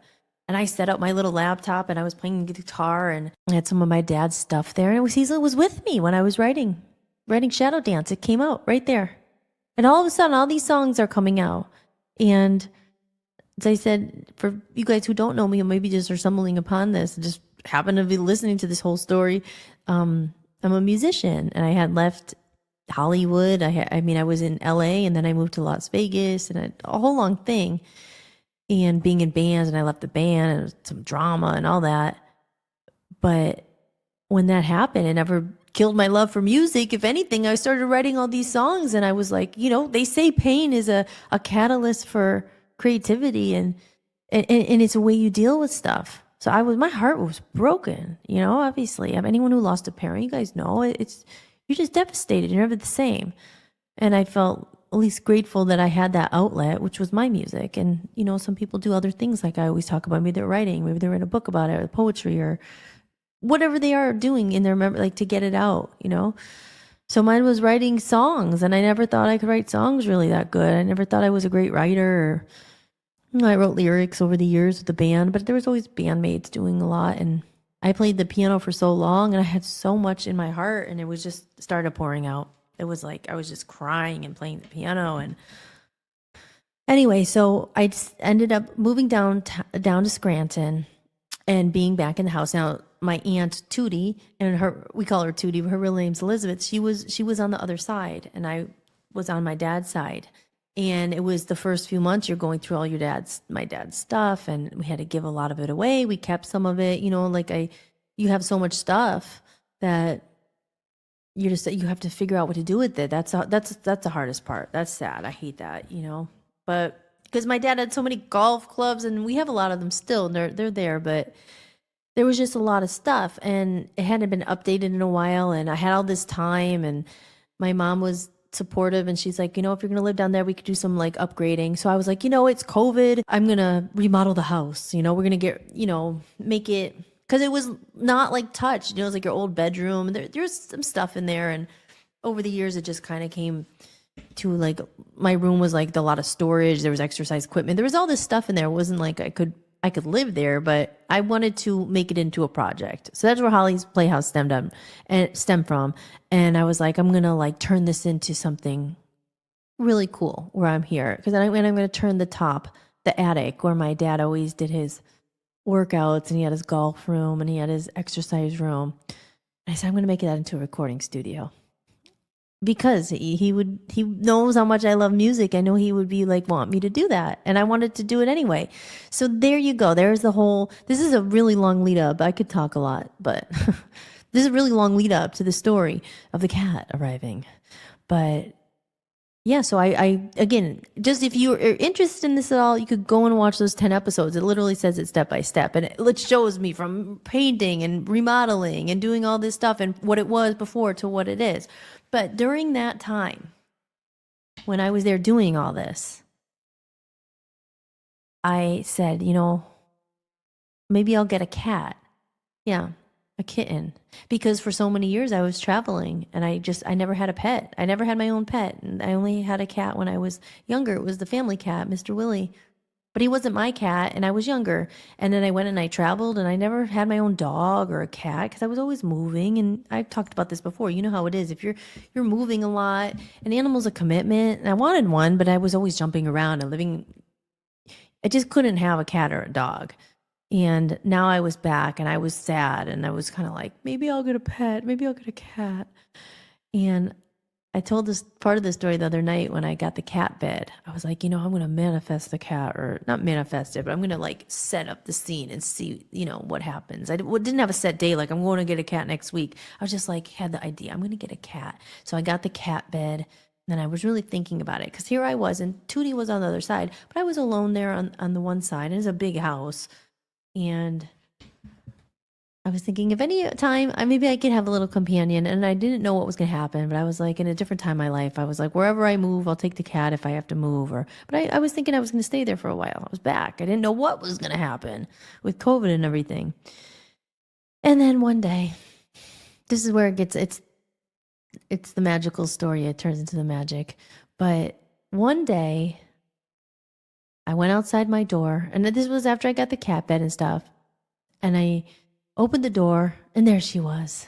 This beautiful Maine Coon mix. And I wore my cat thing here today because she literally had fur like this. You know that the Maine Coon, they have that like, looks like this kind of. That's why I wore this. But her fur. I mean, she just was this beautiful little cat. And I was just like, oh my gosh, she was so cute and so friendly. And she was sprawled across the sidewalk. And I was like, aw. But, I didn't know, maybe she was someone else's cat. She had no collar on or no tag. So I just, pet her and everything. And I was like, aw. And I was going to see my mom. And then I told my mom about it because I was like, I saw this cat. And she was like, if you're going to take in a cat, you got to make sure you give her shots and you got to get her this and that. I'm like, well, we'll see if she comes back. Because I think my mom knew I was kind of lonely and I wanted to get like a cat or an animal or something. I was sad. And so anyway, then I went home. I think it was like the next day. There she showed up again. And then she kept coming back. And my aunt Tootie loves cats, and she's a cat person. See, she always had cats throughout her life. I think she never not had a cat. She always had a cat. So she noticed her coming back, and she wasn't named Tinkle Paw at the name because this Tinkle Paw at the start. This is all part of the story. I just started calling her Kitty. She didn't have a name. She had no collar. I didn't think she was anybody's cat because she was just, always wandering around and she didn't have a name tag or anything. So I just started calling her Kitty. And like I said, we lived in a double house. So there was a porch and she would sometimes just be on Tootie's side. There was just two sides. But when we shared the house, but so she just kept coming around and Tootie loved her. And I think Tootie would let her in the house sometimes. And then I started letting her in on my side. And it was funny because we had in the house, it's a double house, but in the cellar, there's a door that if you keep it open, it connects to other house. Like when I was younger, there was neighbors over there. We would always lock it. It was just Tootie over there. So I kept that open sometimes because the cat would go literally bounce back and forth. She would go down into the cellar, then she would go up the stairs, knock on Tootie's kitchen. Like there was a door, like a basement door that Tootie had to open and the cat would go in. And then she would come back down and come up and come to my side. So we were sharing this cat and we were just like, we both loved cats. We didn't have a cat she didn't have a cat then. And so I was like, this cat is cool. What do we call her? We'll call her Kitty. We just call her Kitty. And that was my first real experience with my own cat, like besides Willie. But I would just got so attached to her. And again, you're like, she was a special little cat. She was, you always hear stories like, oh, cats are kind of like aloof and they're just like, again, I think that's all different personalities, right? Like humans. Some cats are more friendly than others. I think certain breeds are more like friendly, maybe, or I don't know if friendly is the right word, but like more involved. Like I was reading about Maine Coons, and she's a Maine Coon mix, I'm pretty sure, because I know she's not a full Maine Coon, because she looks similar to that kind of, but real Maine Coons, when I say real, like purebred, or like they get like 200 pounds, not maybe not that big, but they get big and they have the real pointy ears, and that's like full bred Maine Coon. And correct me if I'm wrong, like, you know what I mean? People might have a Maine Coon and be like, what are you talking about? It's not that. But just as far as I know. So someone told me she's a Maine Coon mix, and I'm like, I think that's what she is. And she had this, and she acted like a little puppy. And yeah, so she was there. I had her for about it was like a year. So like I had her for almost a year. So now during this time when the kitty arrived, I was doing what I was talking about earlier. I was like preparing the house. I was spending like every day at Home Depot getting different kind of paints, and I was painting myself and ripping up carpet, and a friend from high school came over to help me do some manly stuff that I didn't know how to do. Like he had a drill and a saw and that stuff.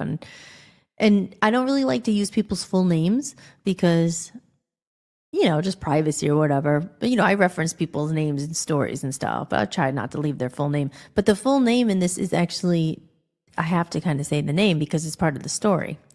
So I don't know, change the identity. I don't think he'll really care. But my friend, we'll call him Sam. I mean, I don't think he'll really care, but just in case. But we'll call him, his name is Sam. Sam Tunis came over. And Sam Tunis was very helpful. He was creative. He knew how to do like everything. He knew how to he was just a very good handyman, but he was also very creative, and he knew how to I needed this done, and he would help. And, I paid him, like I said in the one story, like, I'll give you some money. I can't pay you thousands of dollars to do my floor, but, you want to go to Home Depot with me? I'll buy it and I'll help you do it. And, I'll pay you for your time and stuff. So we had a good time, and he came over a lot. He helped me do a lot of stuff. But Sam Tunis, it doesn't even realize that he's part of Tinkle Paw's name. Maybe he realizes. I'm not sure if he knows this is where her name came from. But so he would come over, and like I said, I lived in the double house, so Tootie would see Sam Tunis sometimes and say hi, and she knew his name. And then it happened one day, and I specifically remember her saying on the porch, she's like, I used to have a friend named, well, she said not Sam Tunis, but Tunis, and she's like, his name was Tunis Tinkle Paw. And I was like, Tunis Tinkle Paw? I was like, that's a weird name, right? Tinkle Paw. And I was like, that's like the kitty, like paws. I was like, well, Tinkle Paw. Like tinkle, you think like pee-pee, right? You have to take a tinkle. Pee-pee paw, Tinkle Paw. Tinkle Paw. It's like, that is so cute. So then I started calling her Kit Kat, because it went from kitty cat to Kit Kat. I would call her Kit Kat. So I didn't know what to name her. And then I started calling her Tinkle Paw. And I was like, that's her name. Kit Kat Tinkle Paw. I was like, that's the cutest name. I was like, I love that. So that was Kit Kat Tinkle Paw. That became her name. And so, like I said, I had her for probably less than, at this point, maybe a few months. And my mom was like, well, I don't think she's anyone's cat. She doesn't have tags. She keeps coming back. I'm feeding her. She's always showing up. Then, she's sleeping on my bed. She's like there now. But I would let her outside because she was an outdoor cat and she always wanted to go outside. So I was like, I have a cat now. And my mom was like, well, you got to take her to the vet and make sure she has her rabies shots. And I got her collar, and I got it engraved on there, Kit Kat Tinkle Paw. 943 Prescott Avenue. That was her address, Kit Kat Tinkle Paw. But that's where it came from, the name. From Tunis Tinkle Paw to just Tinkle Paw to Kitty Cat to Kit Kat Tinkle Paw.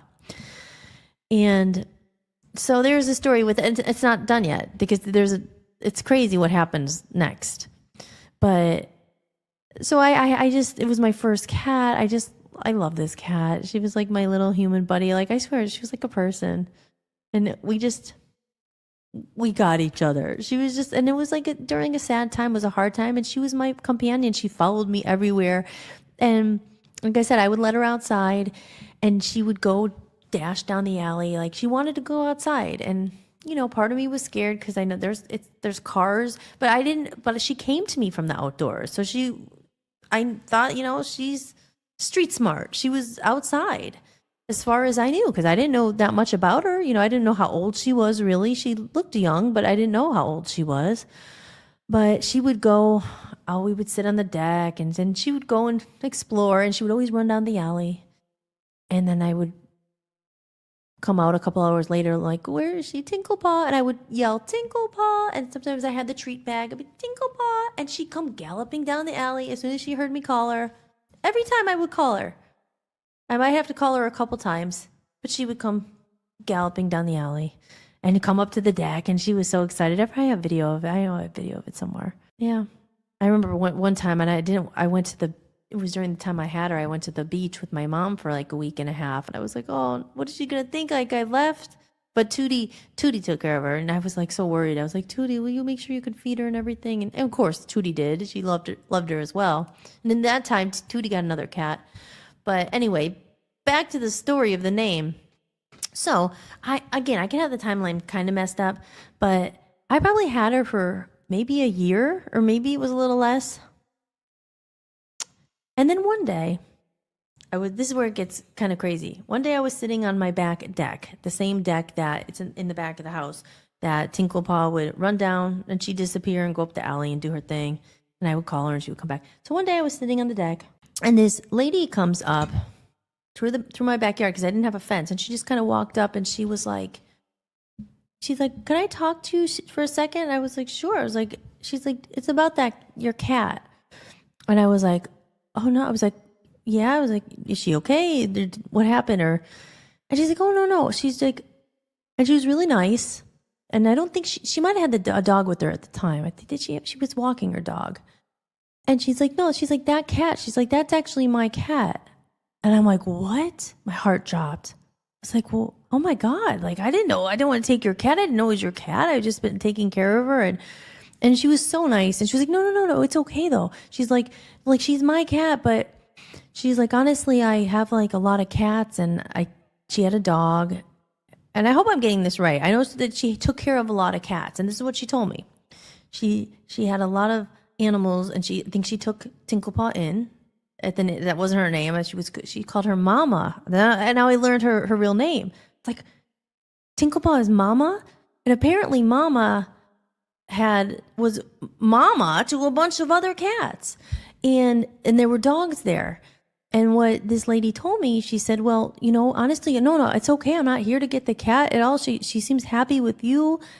I'm not at all. I'm just curious about something else. And I was like, I was relieved because I wasn't going to take anyone's cat. I mean, at the end of the day, you don't own the cat. I mean, if it's someone else's cat or whatever, like, as long as they have a home and they're happy, whatever. And that's what she was all about it. She was like, no, I have a dog that I don't think the kitty liked to be around the dog that much. Or anyway, she was saying, I think the cat's happy with you because she gets all the attention and she's not like around all these other animals. I think she liked to have like just the one-on-one attention. And I think she was just like probably like my cats now, they don't love dogs. Some cats don't want to be around dogs. So anyway, she goes, no, it's okay. I'm not here to get the cat. Like, don't worry. I'm happy she's happy. I'm like, I just wanted to meet you. I'm glad I met you. She's like, but I have a question. And I'm like, sure. And she's like, on her collar there, I saw her name, Kit Kat Tinkle Paw. And I like kind of laughed because I know it's kind of a weird name. And she's like, could I ask you why you named her that? And so I started kind of getting into the story. I was like, well, my aunt had someone named Tunis, Tinkle Paw, and this and that. And she was like, because you're not going to believe this. She's like, my last name is Tinkle Paw. I'm like, what? So the cat that Tinkle Paw, like, what are the odds of that name? Number one. And then, so her last name was Tinkle Paw. So I named this cat Kit Kat Tinkle Paw. The name of the owner that I didn't know. She's like, my last name's Tinkle Paw. And she's like, and then she says, my first name's Catherine. She's like, and my friends call me Kit Kat. Like, my name's Kit Kat Tinkle Paw. There you go. There's the freaking... What's when you tell the joke? What is it called when you tell the punchline? My heart like dropped. I'm like, are you joking? So you guys get. I know it's been a long build up to this, but I'm telling like. So I named this cat. Came to me, and I named this cat Kit Kat Tinkle Paw. Had no idea it was someone else's cat. No idea that this lady was down the road and her name was Kit Kat Tinkle Paw, and she owned the cat previously. I mean, she was the original owner. She's the owner of the cat. My mind was blown. I was like, what? I was like, are you kidding me? And that's why I was just like, what are the odds? What are the odds of that? Now, you could be like, people, like, I don't know. Do people think that's not that far-fetched, or is that just a coincidence? Or because this cat during that time, like I said, when I was so sad and just getting my life back, and not back, just trying to figure it out. And she was my little buddy, my little companion, and she was like a little angel. She was an angel sent to me during that time. She provided some comfort during a time where I really needed it. Kit Kat Tinkle Paw. And this lady, Kit Kat Tinkle Paw, the real Kit Kat Tinkle Paw, I ended up calling her. So nice, so sweet, just a good person who loved animals. And she wasn't like, oh, I want my cat back or anything. Like, she was just so nice. I think she was just happy that, the cat like found somewhere maybe that was better for them outside of the other animals, and she was happy. She was just like, great, And I, of course, was like, oh, well, she's still your cat. I mean, it's not. I don't want to, but it wasn't even like that. It was just like, she just wanted to know, why did I name her Kit Kat Tinkle Paw? Because she said her son was like, this must be a joke, or they must know, meaning me. Because imagine on her end, her cat like left and maybe just coming back, and then all of a sudden she comes back and she has a collar on that says Kit Kat Tinkle Paw. Like, imagine from her perspective, and she didn't know who I was, and she's probably thinking like, what, right? So I mean, I think that is just a crazy story, and it gets weirder. It gets weirder, and then it gets sad. I mean, and I don't like the sad part. That's why it's hard. It's hard to tell. I have my toilet paper just in case I shed a tear. But it gets a little more strange. So are you telling, like, maybe my dad sent me that cat? I was like, someone sent that cat to me in that moment. And even Kit Kat Tinkle Paw being so nice about it, the real Kit Kat. Because she could have been like, hey, I want my cat back, or rude or something. She wasn't. She was like so nice. And I was like, what? And then, so it was weird too, because then I found this. Now, I don't know if you could see this. I'll hold it close up. And I will also show you some pictures of the real Kit Kat Tinkle Paw, because I said she looks like Ruby, my new kitty. But I don't know if you could see that. Okay. And there's a reason why I'm showing this. Okay. So in where I grew up, where my dad's house, where I was living, obviously I told you guys my dad had passed away, and I spent so much time like organizing, having to donate things that we didn't need all this stuff anymore. We kept a lot of it, and we gave things to family and friends, that like some of his clothes and things, But my grandma used to live on the other side of the house where Tootie was. Now Tootie was there. My grandma passed away a long time ago, sadly as well. But my grandma lived in that house. So my dad was on the one side for a while, and my grandma was on the other side. And down in the basement, there was a lot of stuff. My dad didn't get rid of a lot of stuff. So there was like just a lot of stuff to go through. There was like some old appliances and just things we were getting rid of. And like I said, in the Holly's Playhouse, it shows everything and kind of the transformation of the whole place. But anyway, in the basement, there was like, I don't know, a box of old things. And I was going through it, and I found this card. And inside, now on the card, it says, if I had 9 lives.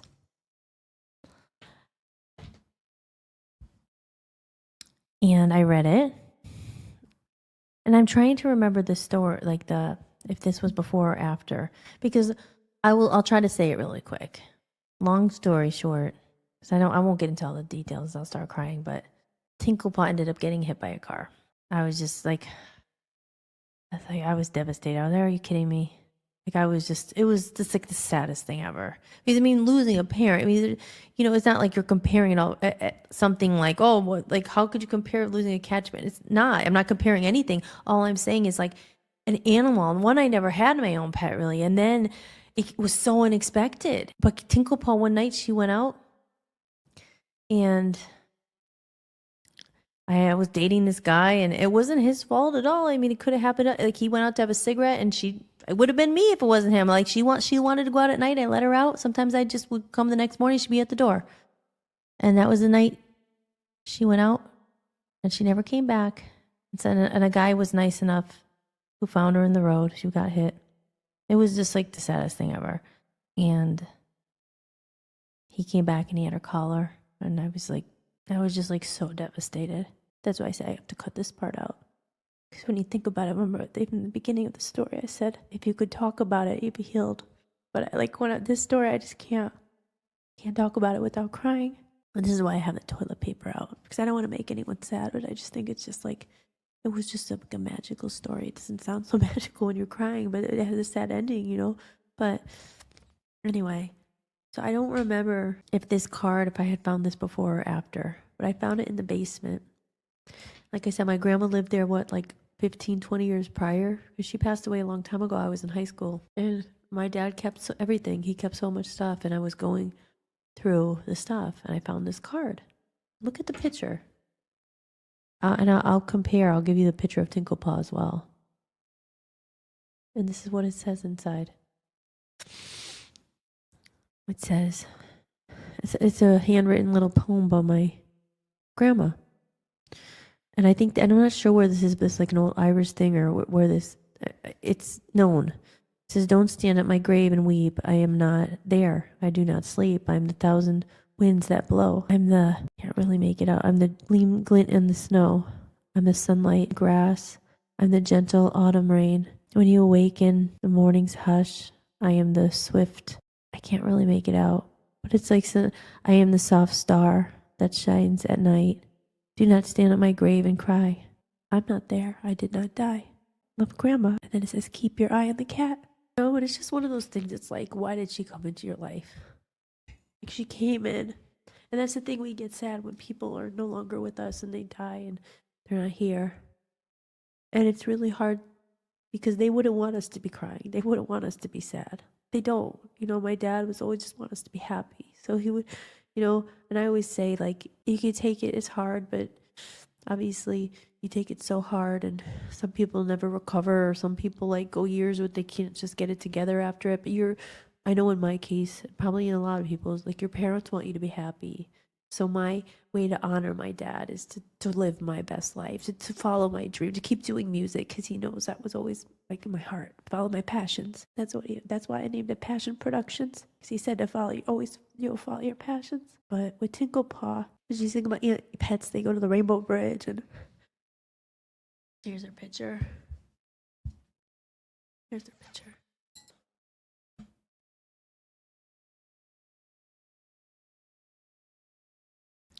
I had all these pictures, man. I just didn't know what to do. I mean, I was so freaking sad. It was horrible.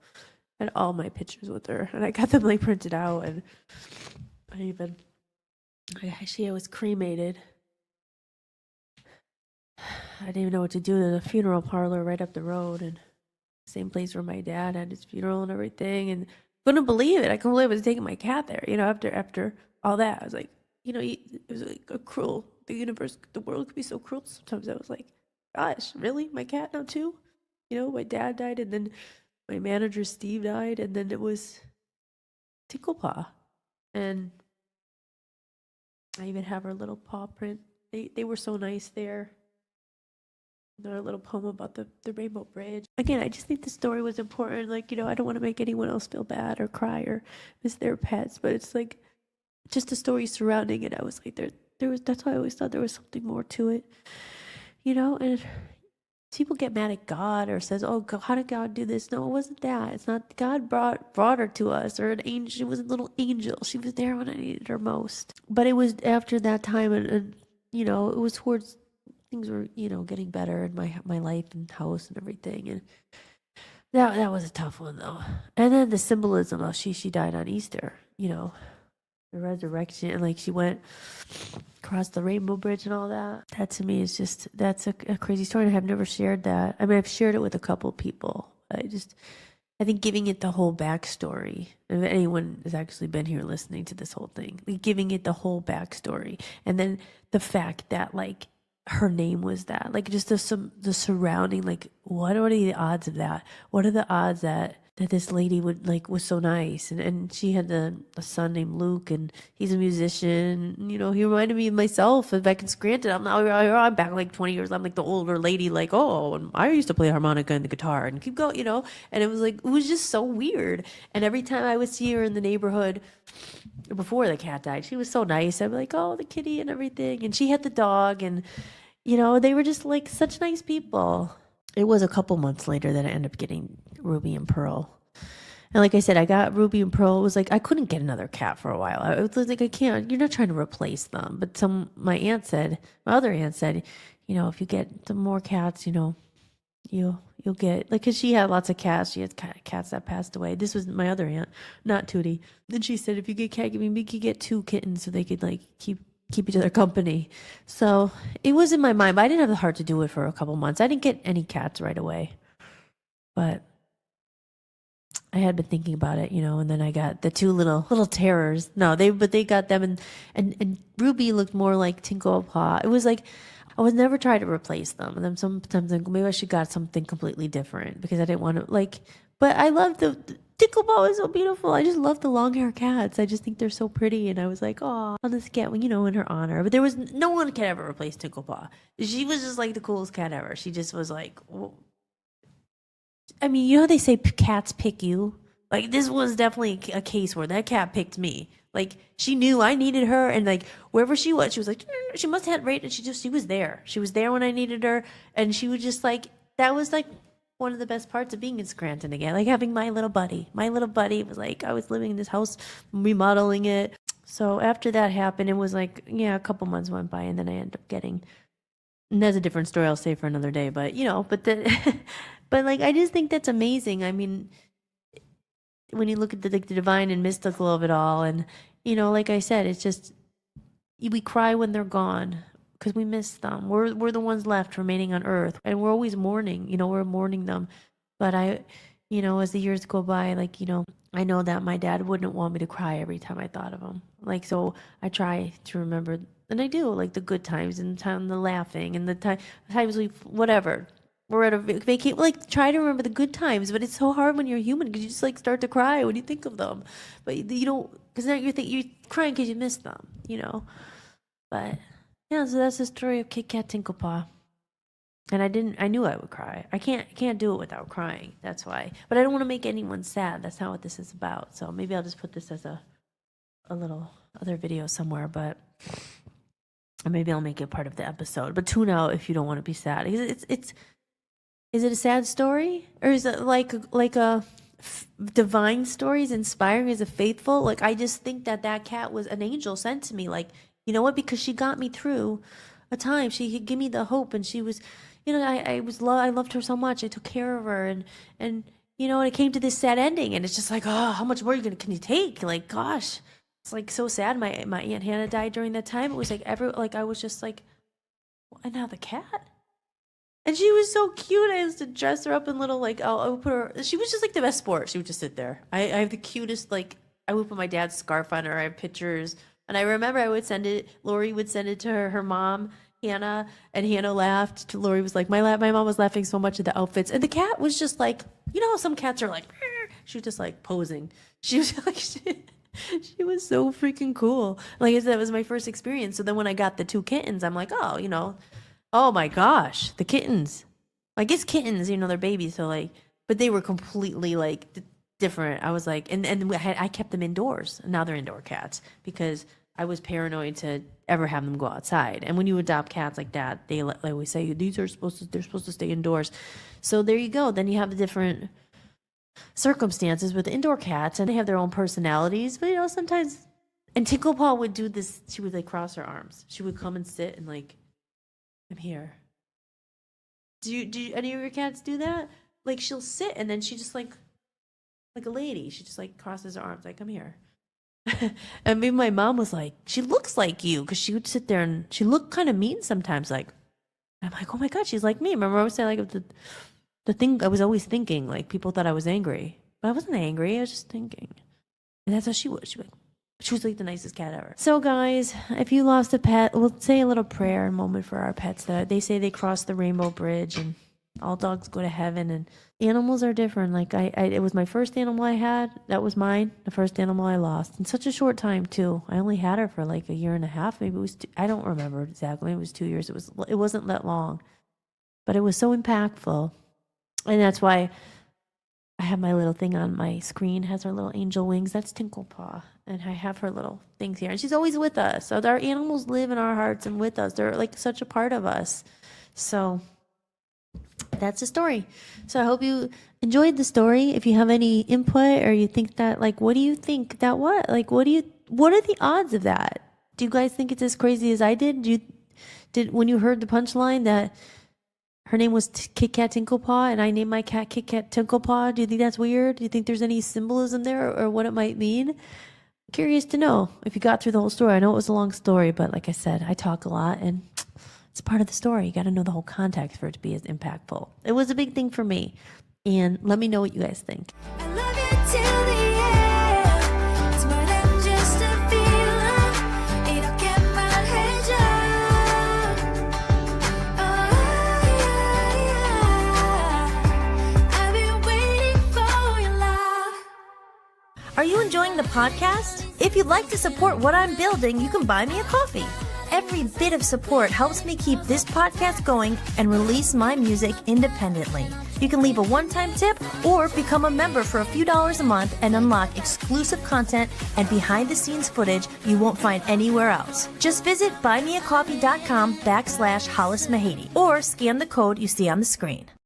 Holly's Playhouse is a raw, real, and emotionally charged docu-style miniseries following the turbulent journey of me, singer-songwriter Hollis-Mahady, who left Scranton, Pennsylvania in 2010 to chase stardom in Hollywood. For nearly a decade, I fought to make my mark in the entertainment industry until 2019, when the world changed overnight. Told through a lens of humor, heartbreak, and hope, this is a deeply personal series that captures the highs and lows of a creative spirit navigating sudden change. If you want to check it out, head over to www.vopusaradio.com. Just go down to the Arts and Entertainment channel and you'll find it there for free to watch.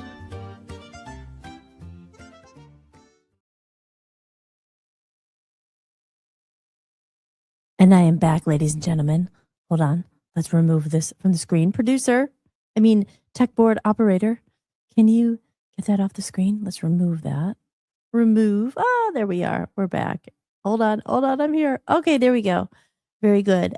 How's everyone doing? You are watching Hollistics, and I'm your host, Hollis-Mahady, and I am back here in my other set.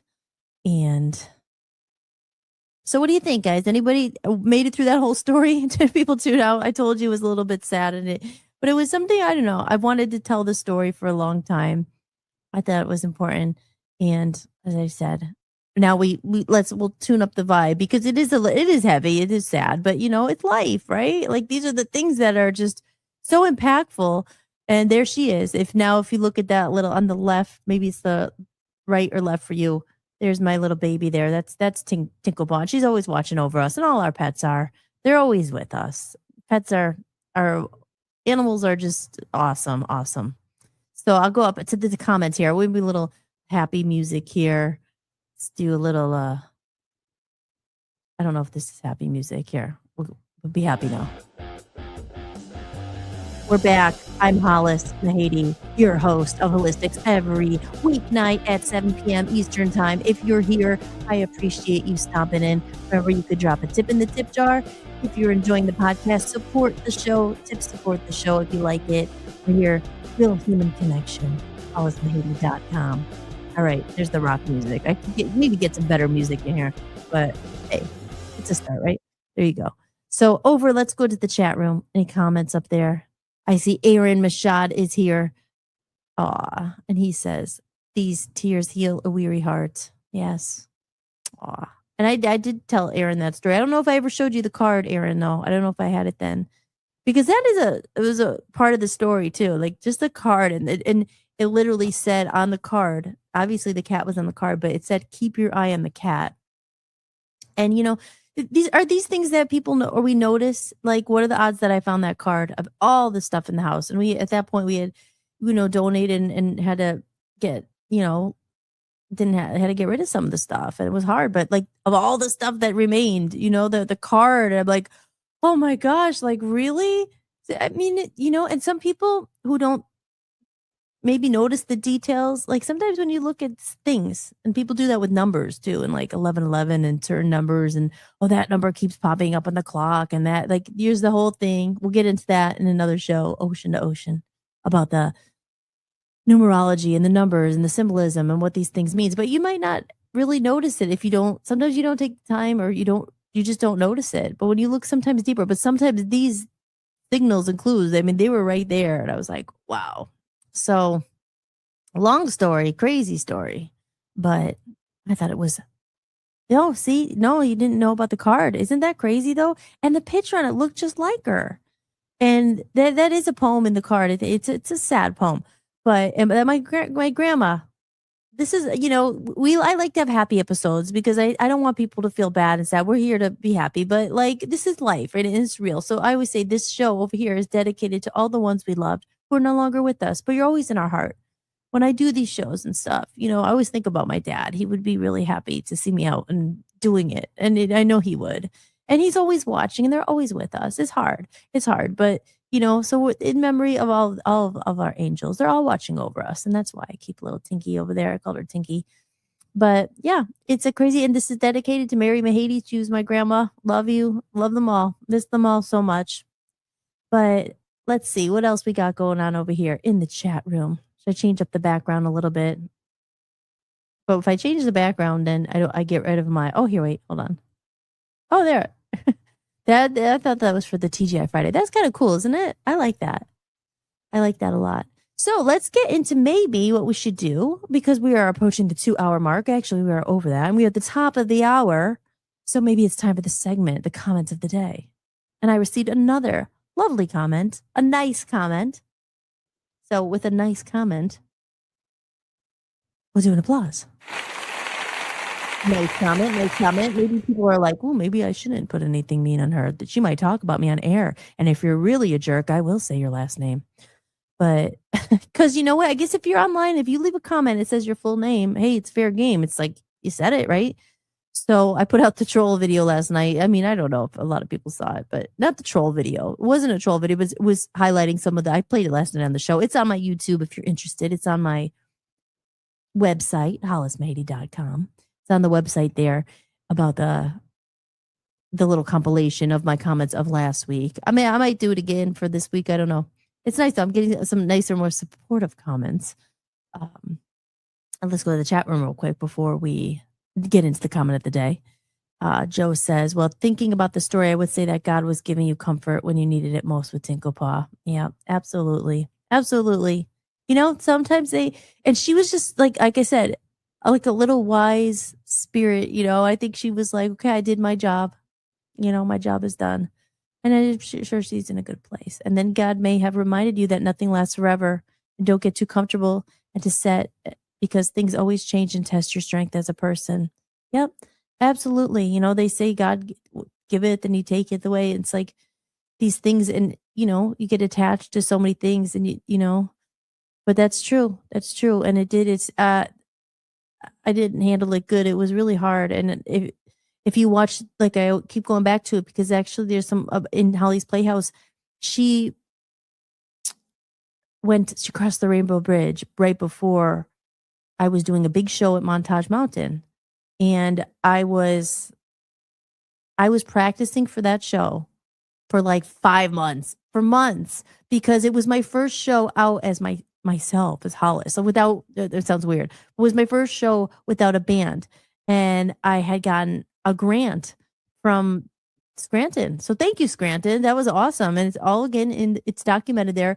And I was practicing, and it happened like 2 weeks before the show. And I was just like, and I needed to still get things together because I was doing everything myself. It was the first time I was using a laptop on stage. It was the first time I was completely solo, and I was in the studio getting my backing tracks made and all this stuff. And it did definitely tested my strength because I was like, there was a whole week that I was so sad. I was like, I just was drinking beer and I was drowning my sorrows and I couldn't move. I was just so sad. I couldn't even get out of bed sometimes it was a good week. And there was a whole week, but it definitely tested my strength. I remember, you're just like trying to deal with it. I had the jacket I wore, and I still have it for that show. I had printed out a picture of her, and I printed it out like on the fabric, and then I didn't sew it, but I pinned it on the back, and I was like, oh, like, this show's for my cat. And yeah, so it definitely tested your strength, and it's a weird. Joe says, and in your journey in life, you have passed all of those tests very well. Oh, thank you, Joe. Thank you. Thank you so much. I hope what I'm saying makes sense, because that's the impression that I kind of got. Yeah, it absolutely makes sense. It does make so much sense. That's what I thought, and again, it was a really long story, but I think it has to, the story, the context makes it even more why she was so impactful, and it came at a time I needed her. And I said, I didn't say that much. She died on Easter. It was Easter morning. So it was like, wow, the symbolism there and everything. It was just, it was honestly one of those things that it impacts you for life. Aaron says, well said. And thank you. Thank you, Joe. And hello, Jason. Jason's in the chat room. Bike, Jason. And he's there and he's doing his thing. And I'm glad to have you here. I love all of you guys. Thank you for coming in. So should we get into the comments of the day? Let's go over to our media assets. Board operator Hollis. Oh, yes. Here you go, Hollis. Here's your board operator thing that I will give for you. Okay, so here is the comment of the day. And let's see if we have it. It was in here earlier. Let me see. Oh, I know where it is. Okay, hold on. Because Dan helped me with this earlier. We're going to go to the comment of the day. All right, here we go. The comments of the day. All right, I'm going to pull it up, and I'm going to go. Wait, I want to be on here as well. Hold on 1 second. Add to stage, and then I want to make it smaller. I'm just trying to do it so you could see me as well. Oh, no, you can't see me. I wonder if you could hear me. See, this is a thing. This is where a producer would come in lots of handy. I just want to make sure. In the comments, guys, can you hear me? Just give me a thumbs up or a yes if you could hear me talking over the comments.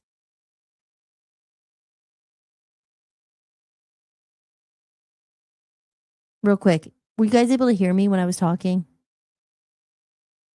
Maybe not. Hold on 1 second. You could hear me? Okay, cool. Because I did it the first night, and I was reading everything, and I kept talking, and it wasn't, you weren't able to hear me because I was in a different studio. So this is a beautiful comment. And speaking of family, as I mentioned in my Tinkle Paw story, I was talking about Lori, and Lori's my cousin and my Aunt Hannah. And Lori's sister is my other cousin, Leslie, and she made the comment of the day. So I will put that up on the screen here, and I will read the comment of the day. And she's my cousin. There's our whole family there. And Leslie says, congratulations, cuz, on you having a podcast. I'm enjoying it so much, and you're so right. AI is changing everything in the world, and we are the last generation to see everything shifting over. We got to go swimming, ride bikes, play games, and actually be outside and not know what it was like to have a phone by our side 24/7. I'm glad we got to experience that. It's a little sad to know that the new world is different now. And yes, we all use AI, which I do sometimes too. And it's very helpful, but also scary to know it's going to take over the world one day. Even now, sometimes if friends are come over, I'll put a movie or show on, but most of the time they're on their phones watching YouTube video, TikTok, etc. I don't actually put my phone down because I want to. I don't. I actually put my phone down, because I want to enjoy the moment. So I like to disconnect from the electronic world and kind of do it 90s styles. That's the way to do it. It's what I know best and was raised that way. And I'm trying to keep that going and not have it die out. But anyways, your podcast is so fun to listen to. I love it. I'm going to watch the rest of them. So that was my cousin Leslie there. Wait, hold on. Let me remove it.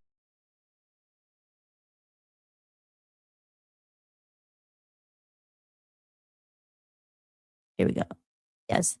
And that was really nice that, she was watching, I guess she watched the first episode and everything and what we're talking about. And, Leslie's younger than me, but a couple of years younger than me. But she said she's one of the last, she didn't have the phone and 24/7. So it's a theme I talk about a lot, as you guys know, if you're watching it.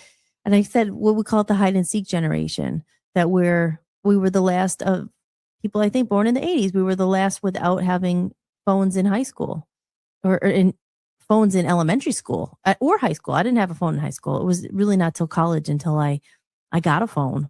So we were that last generation. So she understands that. And big shout out to my cousin Leslie. I love you. I miss you, and to her husband and to everybody, and to Lori, of course, but to her husband John, and great, amazing people. I love them very much, and it's really nice to get the support. So I really appreciate that, and I'm glad you're enjoying them.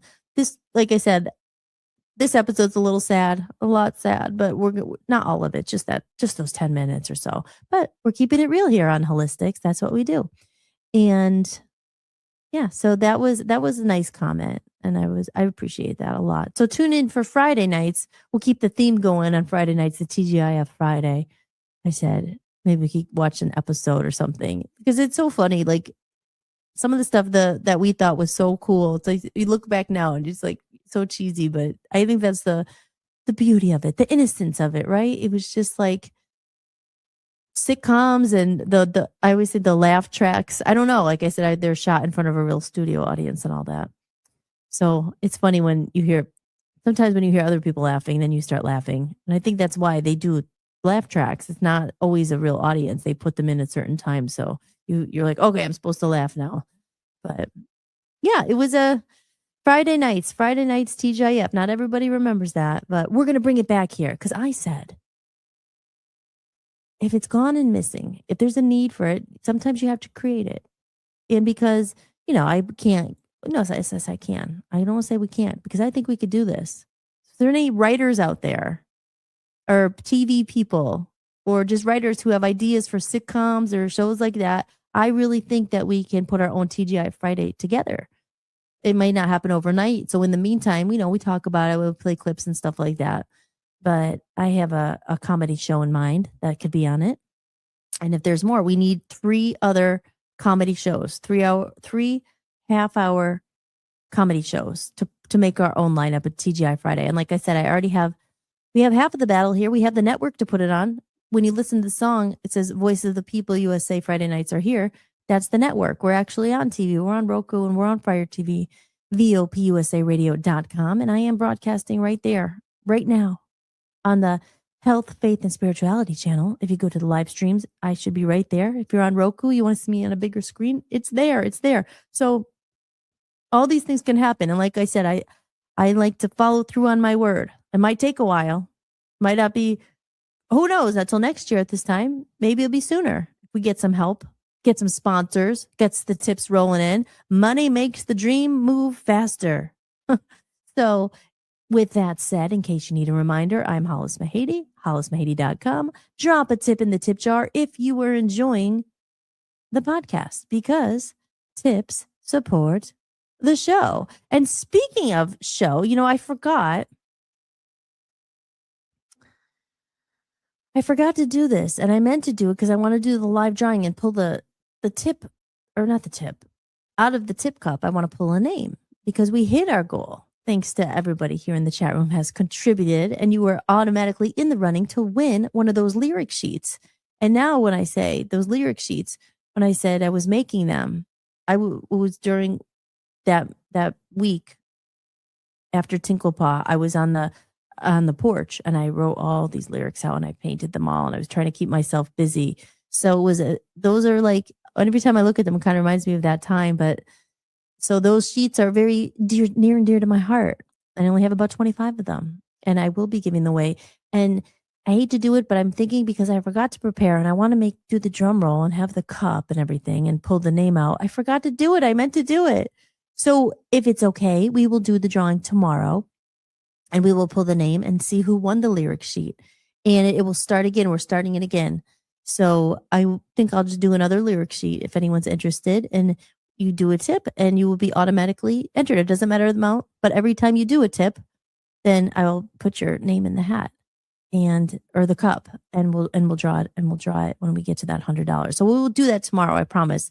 I meant to do it tonight and I forgot to prepare. I knew there was something I'm forgetting. I'm sitting here. I'm like, oh, I'm ready. Finally, I'm early. I'm on time. And then I forgot to prepare that. So we will have Tom hopefully in the chat room, but hopefully have him behind the scenes here and he could do the drum roll and make it all fancy and stuff. And that will be Wednesday night on Hollistics because I am Hollis Mahady and I'm here every weeknight at 7:00 p.m. Eastern time. So tell me guys, anything else good going on in the chat room? Anyone hitting their goals today? Did anyone hit their goals? I did go to the gym. I did some swimming, which was nice. Did some hot tubbing and I did a little steaming and sauna and it felt really great. So let's see. What was I going to say? Oh yeah. Another thing I thought about, we got to make some money here, right? We got to make some money. Merchandise. I want to get some merchandise made. And there's something I wanted to do. And maybe someone out there knows how to do this or has experience with this. But I wanted to make a board game. And because my album is called A Comedy of Errors. And I talk a lot about like the game of life. And I just see it all in my head, not with the chess and all these, the game. Life is a game, right? What chess piece are we moving? What are you in the game right now? Are you a pawn? Are you a king? Are you a queen? I never really played chess. I played it once or twice. I kind of know a little bit about the idea, but I know, does anyone out there play chess? I think Aaron plays chess, he said. But I love games and I love, as Aaron knows, I love games. We played Categories a couple times, Outburst. No, we don't think we played Outburst. But I love games, and I think we should do trivia here. So I will get some cards and stuff, and we could play a little game together. But I love games, and I always say life is a gift. It's a game we play, right? That's my song covers. Maybe I'll play it. Because you guys already saw it a bunch of times. But for anyone new out there, in case you haven't seen it, this is covers. And it says, life is a gift, this game we play. And this is why I want to make merchandise. I want to make some t-shirts. I was thinking, well, everyone makes t-shirts, but for my music, I do need to get some new merchandise made. And I have some ideas about stuff. I want to do a necklace with the hourglass in there because that's one of my symbols that I talk about a lot, about the hour, the clock and the running out of time and what like time is illusion, all that stuff. So we got to get some merchandise here too. So then I could sell it. So I'm thinking about all these ideas, but here's the covers. This is the song. Life is a gift, the game we play.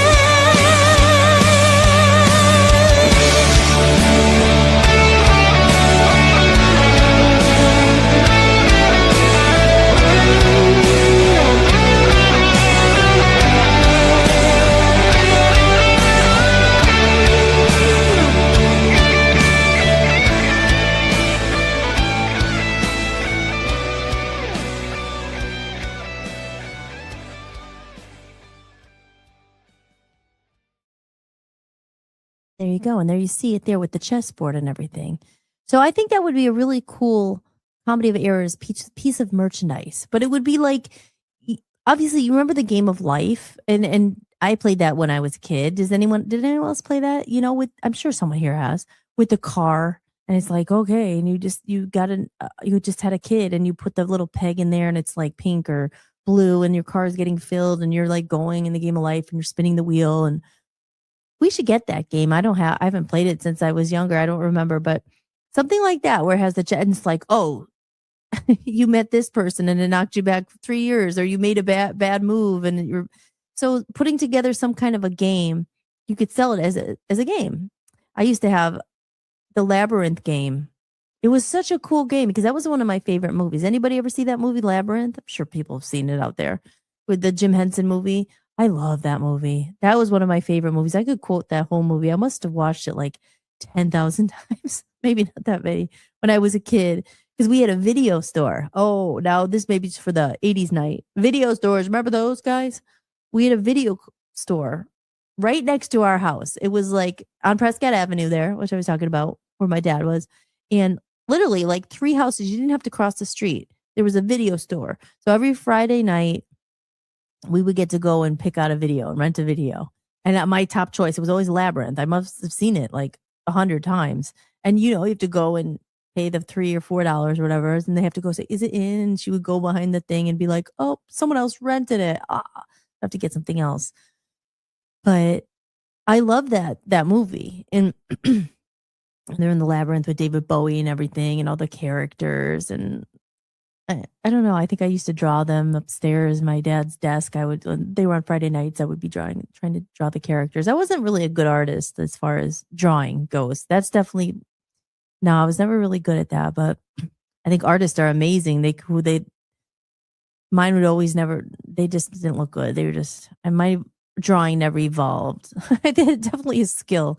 I'm sure maybe you could learn how to do it, but some people are just like, they could do a portrait of your face and you're like, wow, how did they do that? Like, it looks just like you. It's so good. It's definitely a skill. And it's like, we have it or you don't. I don't know. I think you could learn drawing classes and all that. Excuse me. Here, take a sip of our Trader Joe's sparkling black tea with peach juice. What are you guys drinking out there? Anyone drinking? What's your beverage of choice tonight? But yeah, The Labyrinth. I love that movie. But like, even just as a young child, shaping my personality or whatever, it was always characters and things. And I loved Kermit the Frog. And I remember I used to draw Kermit the Frog. I was good at drawing him. I could always draw him, and I would draw him on everything. So the one thing I learned, and it looked just like him. So I would do a project. I think I did a project in like 8th grade, and it was, I don't remember. It was something where you had to pick someone, and I think I picked Jim Henson, and I was like talking about the labyrinth and Kermit the Frog, and I think we had to make a puppet or something. Maybe it wasn't make a puppet, but I always love that weird characters and things like that. So but back to the labyrinth game, it was not that long ago. It was like maybe 2 or 3 years ago. I saw the labyrinth game. I think it was at the bookstore, and I was like, I want to get that, and I bought it. It was around my birthday. And I didn't end up playing it for like a long time, but I had it. It was like a collector's item. I still have it. I was like, this is a labyrinth. And then Dan and I I made Dan play it. We played it in Maine. I finally have, it's like really carrying this game around. We're going to play it one night. And it was New Year's Eve, I think. And I don't remember. I think we just played it for a little while. And then we didn't finish it all. But it was more about like, it had the characters. And if you watch Labyrinth, Ludo and Sir Genimus, and I think Sarah was one of them. She was the main character, Jennifer Connelly. And, they were the pieces, and there was the clock and all that. And it was cool, but I don't really remember. There was a lot of rules, and like, I didn't read them all. Like, I think I got impatient. I was like, oh. But anyway, that kind of was like, I want to have a game like that. I think that would be really cool to have the Comedy of Errors board game. So if anyone knows people who make games or something, you'd probably have to put it all together, and then you have to get it made. It would be cool with when the time runs out and it's done and you make your games like that. That would be really cool. Always love games, especially card games. I've been an avid card player since the age of 4, which puts me at 1972 there. And there's my favorite song. And that's where my favorite that's where my favorite song of all time that I loved when I was a little kid is still my favorite number 1 song today. Yes, Joe, what is that song? Because you asked me before we went into the kitty video if I had a song when I was younger, if I still have the same favorite song. I have to think about that one. I'm trying to think. I'm trying to remember. I might have to think about that, because I'm sure there is, like, that I love that song as a kid, and then when you hear it again, well, a lot of songs, I don't know if I love them now because it brings me back to those memories. Because I said a lot of the songs I love now is because I listened to them as a kid, and now it reminds me of a kid. But I don't know if I loved it when I was a kid. I think I liked it. I don't know, because it reminds me of my mom. Like, she always said she would play that song, "Love Grows Where Your Rosemary Goes," or "Love Grows." I always play it. I love that song. But I think it's because it reminds me of my mom. It reminds me of good times, and it's one of her favorite songs. And it is just a good song. Always love that song. But Joe says his favorite song is Crosby, Stills and Nash, "Wooden Ships." What? I wish, again, producer, can you pull that one up? I don't know if I like Crosby, Stills and Nash. I would listen to like Sweet Jude. What is it? Judy Blue Eyes, Sweet, that one, Teach Your Children Well, and all that. I like those. I don't know if I know that one. I'll have to listen to it. But that's one that you love from one back in the day, and you still hear it? And Cats in the Cradle, that was one. Because that one reminds me of my dad so much. My dad was very emotional and deep inside. He was like, oh, it's like, if you know the Cats in the Cradle, it's kind of a sad song, But Joe says, it brings those happiest memories before I started school alive. And then it became my theme song when I left the city suburban life for good at the age of 50 and moved out here to the country. Aw. Yeah, the Wooden Ships. It's funny. It's like the soundtrack of our lives, right? That's why music is so important, and why I advocate for it so much. About, you get sick of me with this subject probably with AI and stuff. I said it the other night in the show. Like, there's just certain music you cannot replicate. This music. This came from like real people who were living through things and writing it and all that stuff. You can't replicate this good music. And that's why I always say, if you find an artist you like, and you support them, because there's not that many left. I don't think, because everyone could be an artist, or everyone can't be an artist. I'm sorry. Like, everyone could be a musician. Yes, of course everyone could. But an artist is someone who tells stories through their music, and they are like that identity. And it's like, there's a difference between a singer, someone who's just a really good singer, and then there's someone who dedicates their life to it, to learn how to write the songs. Because there's a lot of singers who don't write any of their own songs. That's fine too. Songwriting is not easy, especially to write good songs. So I think a real artist is someone who is able to, write their songs as well. And, that could be up for debate, because I don't know if Elvis wrote his own songs. He might have, but Elvis was a great entertainer. Elvis was an artist, but I'm just saying, like, there's a difference. There's a difference between just an American Idol. You know what I mean? There's so many good voices. How can there really are? There's like a lot of people have a great voice, but do you dedicate your life to bringing that out, your own soul into that? Is an artist really someone who bears their soul to the world and shares that music so others can enjoy it and connect and make those memories? Music is so important. It's the soundtrack, like I always say, to people's lives, and it gets you through hard times, whatever kind it is. If it's heavy metal music, or if it's country music, or if it's Crosby, Stills and Nash, or if it's, I don't know, like where the music going to be in like 20 years? Oh, remember that AI generated robot made that one, and that was the Robot Band, and that, I don't know. Where are we going to be? Who knows? But Jason says, Hollis, what genre is your music? I would say my new music. It's funny you ask, because I'm like, what kind of music? I'll ask Dan. I was like, what is it exactly? Because certain songs are, different. There's a little bit of different styles on there. I guess I would say it's alternative, whatever that means, because I don't know exactly what it is. I can't say it's all rock, because it's not rock music. In my song covers, it's a little bit rocky at the beginning. I would say it's rock, but then I have a song called Edenshire that's I feel is like almost like, I want to say folk, like Celtic. No, it's not like Celtic, but it's like, it has like strings, and it's like Shadow Dance has some strings, but it has like some rock in there as well. So I would say alternative. I like to say rock and soul. I thought that was cool. Rock and soul. It has soul to it. It has some piano, but then Hole in Our Hearts is like a ballad. It's more sad. So that's definitely not rock. So I guess the safest thing, is alternative. Indie rock, not rock. It's indie alternative. And Mugga Dirtbiker says, the lyrics of that song very much describes my life that I had chosen to be very free and easy in a rural setting. That's cool. Yep. I used to always listen to that song. It Never Rains in Southern California. You know that song? It's like, girl, It's like, it never rains in California. But girl, don't they warn ya? Oh, it pours, man, it pours. I remember being out there.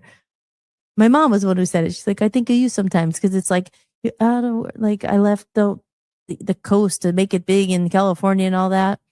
That song. That was, what was that guy's name who did it? I forget his name, but it's a good song. So many good songs back from that. Like America. Oh, I always love that song. And again, like the words wasn't really the words I was listening to, it was the feeling. That one, Sister Golden Hair, or I think that's what it's called. And it's by America. And every time I hear that, that's one of those where you're just like, oh, you're back. It's just, again, I don't know where I got that feeling from because it brings you back to a memory. It's like a perfume. When you smell a perfume, there's still like there's this one perfume, boom, you're back in high school. Or CK1, or there was this one I would always used to wear from the Gap. It was called Earth. You know how they like Heaven, Earth, and there was other ones too, Grass or something, but it was Earth. And if I smelled that right now, it just like you're back to high school. It's just amazing. Then you can get into the brain and how you remember these scents and music, how it just transport you, or how music is so healing. It can be so healing, music. Especially good music. That's why I fight for it. And it probably sounds all about me. Like my music is the best thing ever. I don't say that at all. I'm not saying that. Like, I love it. It's good to me. You might be like, oh, it's kind of good. I don't know. It's cool. You're not going to hurt my feelings. But I'm just saying, like, that's why it's so important to preserve the artists and help them because it is tough. It's tough to break through. Like I say it all the time on the show. It's not even like the hard part you think is done. The album's recorded. I have songs in the bag that I want to go and record again. But it's like, will anyone ever hear them? Because I'm competing against robots and AI music and 7 million tracks like a month or a week or something or a day. Who knows? And on all these platforms and Spotify. And it's all these classes. How do you break through? And I'm like, as I say, competing, that's why I'm just putting it out. I'm going to try to put it out soon. But competing against people on TikTok, like the 14-year-old, like literally they're going to have 1 million followers because they know how to break the algorithm. And I'm like, man, I said it the other day, I posted as a clip. It's like, could you imagine if Billy Joel, I'm just using him as an example, or I mean, who else? If they were here now, if they were trying to break through right now, they could still be Billy Joel. Would he get famous? He still has the talent. He still has a great songs. But what if he was right now trying to break through TikTok? What if Billy Joel didn't have any money? Would he be able to pay the algorithm or pay the loot, like to boost his posts? Would it be the same? So it's definitely the world is a changing, guys. Oh, it's changing.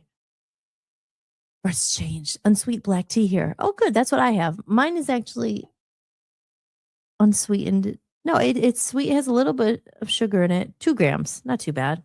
But it's really good. It almost tastes like I had it last night. I'm like, this kind of tastes perfectly peachy.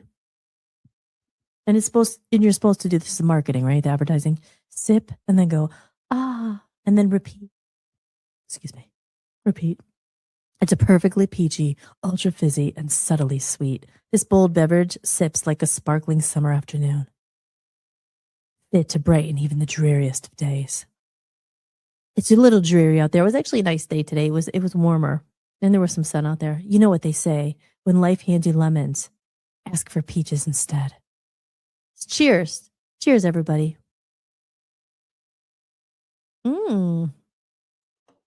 Wow. Let's see. Never to return, the lyrics of that song. Yes. And I remember the game of life. I had that. Yeah. I remember Monopoly. Who does it? I mean, people still have Monopoly. My nephew plays Monopoly. Monopoly was cool. I haven't played that in so long. I used to play it on the porch with my neighbor Timmy. We would go on the front porch and play board games and cards. We play cards. Josie's an avid card player. I used to play Crazy Eights. That was the one I played. That was pretty easy. Never played bridge. We met a nice lady downstairs, and she was so sweet. We have to do it. She's like, "Do you play bridge? Maybe you could come over and play bridge with us sometime." So Dan said he plays his bridge. I remember my grandma, my other grandma, Tutu we called her, and she played bridge. No, I think bridge, but pinochle. I never played that. I just remember that I was like, I'm going to play pinochle. I don't know. I played some card games. Like I said, Crazy Eights was the one, and then what was that other one? A War or something? I don't know. That was a card game. And then there was Uno. Yeah, I don't know. So cards. Yeah, cards are cool. I used to live in Las Vegas. There was like a card. I know a card trick. Oh, throw a tip in the jar. I'll show you a card trick. Here, I don't have a deck of cards. I don't think we have a deck of cards here, actually, though. But again, if you are liking the show, guys, if you're just dropping in, if you're watching this on Rumble, remember, we are on VOPUSARadio.com. You want to go there every night, 7 p.m. Eastern Time. I'm your host, Hollis, and I am here for the duration, here connecting, having some conversations, and talking about things that I don't know if a lot of people are talking about. Maybe they are. But if you are watching and you're liking the show, if you want to support, go on over and you can drop a tip in the tip jar by scanning that QR code right there. And tomorrow we are going to do the drawing. We're going to get the drum roll. And tomorrow will be Wednesday already, the middle of the week. And again, in case you weren't here all 3 hours, how dare you not sit here and watch for 3 hours. But you, my friend that I don't know, are doing good. And I think you deserve a round of applause. I like to do that once in a while, in case no one's told you, because I don't think sometimes I don't think people remind each other enough or take a moment to say, how you doing, really? You know how that is. It's like, how you doing? You just hope they say good. I'm good. Fine. Bye. Yeah, how I really doing? You really want to know? You want to really know how I'm doing? And I say, good, you? But you're not doing really good. You're not really doing good, but you don't want to tell a stranger because it's just like, how you doing? Don't ask if you don't want to know. Someone's, oh, how are you? I'm good. Great. Oh, I'm great. Oh. So if you are doing good, I hope you are doing good, but you don't have to be fake here. You keep it real. We are here to support, but in case no one told you, you are doing good, and keep going and give yourself a round of applause for getting through maybe a hard day, maybe you had a great day. And, sometimes we just try to get through it. And I was like, oh, I don't want to just get through life. I want to create a life I love. So we don't just get through it. But sometimes you do. Sometimes it's hard. Certain things you're trying to get through. We have to do something you don't want to do or whatever. Something's happened. But here, this one's for you guys. For those new viewers out there and the ones who are here as well. Hollistics, from me to you, you're doing good. So back into the chat room here. Time does fly fast here. And we are getting up to the top of the hour again. And it's been almost 3 hours. So with that said, I think I'll play a couple of little videos here, maybe just for the new people who came in. And I want to say a big shout out and thank you to everybody in the chat room. As I said, I love when you guys are here. Simp and I don't know what this means, but it's a new face. Or I shouldn't say a new face. It's a new screen name I haven't heard before. But thank you for dropping in. And he says, Andromeda says, Adzeco something Spotify. I'm not sure what that means if you want to elaborate on that. But thanks for popping in. Thanks for popping in here. I guess you found us on the Rumble there. So thank you for coming in. If I don't know, I know what Spotify is, but I'm not sure what that is. And Joe says, I remember that song very well, but I can't think of the artist offhand. But yeah, I'll have to think about that more, about the songs and stuff, like which one from childhood that got me here. There's still some songs from childhood, like I think I mentioned on the other podcast. I always loved Broadway when I was a kid. There's certain songs I really loved. Phantom of the Opera was one I played. I knew that since I was really young, and I still love those songs. Again, it's like, is it because of the memories attached to it? They're good memories. They make you feel good. And some of it was just good music. I love Broadway. The theater kid. I was never really a theater kid, but I would go to music camp that was my favorite time. For 2 weeks every summer, I got to go to music camp, and it was a lot of fun. We did like shows, and we'd have a concert at the end and played. I remember I was trying to I wasn't really that good at I played the baritone horn, and I played the trumpet, and I don't know, I wasn't really that good at it. And then I remember I tried it, and then I went to the dance class instead. I opted to go to do dancing instead of the brass band or the band. But yeah, music camp. Gosh, I haven't thought about that in a long time. That was like a big dork, but I always love music. Music camp. It was a good time. Let's see here. I guess I don't know what that means, but we are here. We're gonna wrap it up pretty soon here. I hate to say goodnight, but I'm hoping that everyone, come back tomorrow if you need some real talk here with Hollis. I'm Hollis Mahady, your host of Hollistics, every weeknight at 7 p.m. Eastern time. And here I'll play a little song while I say that stuff. Here, this one is called Feeding the Ducks.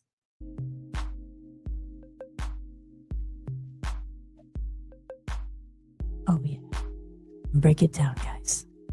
How about this one? This one's called Daydreaming. My name's Hollis. I'm here. I would be a good DJ, right? I'm gonna play it. This one's going out to you guys. Call in tonight. Or the love line here. Any relationship advice. There was a lady I always used to listen to. Scranton. I mean, I think she was in Scranton. Her name was Fran Pantuso. And I think she was on like KRZ or something. She might still be on there. But I remember I met her years later. We only met her a couple of years ago at some event or something. And she's like, I'm Fran Pantuso. And I always remember that name. Fran Pantuso. She had a great voice. I think she was a DJ. Or maybe she had a love line or something. Or they could call in and ask questions. And she would talk to them and stuff. And she would just play the music and the vibe. I'm watching Hollistics, guys. It just popped in. We're just chilling. Having a good time. Sometimes just kind of decompress for the day and, have some sparkling black tea, whatever your choice may be. Appreciate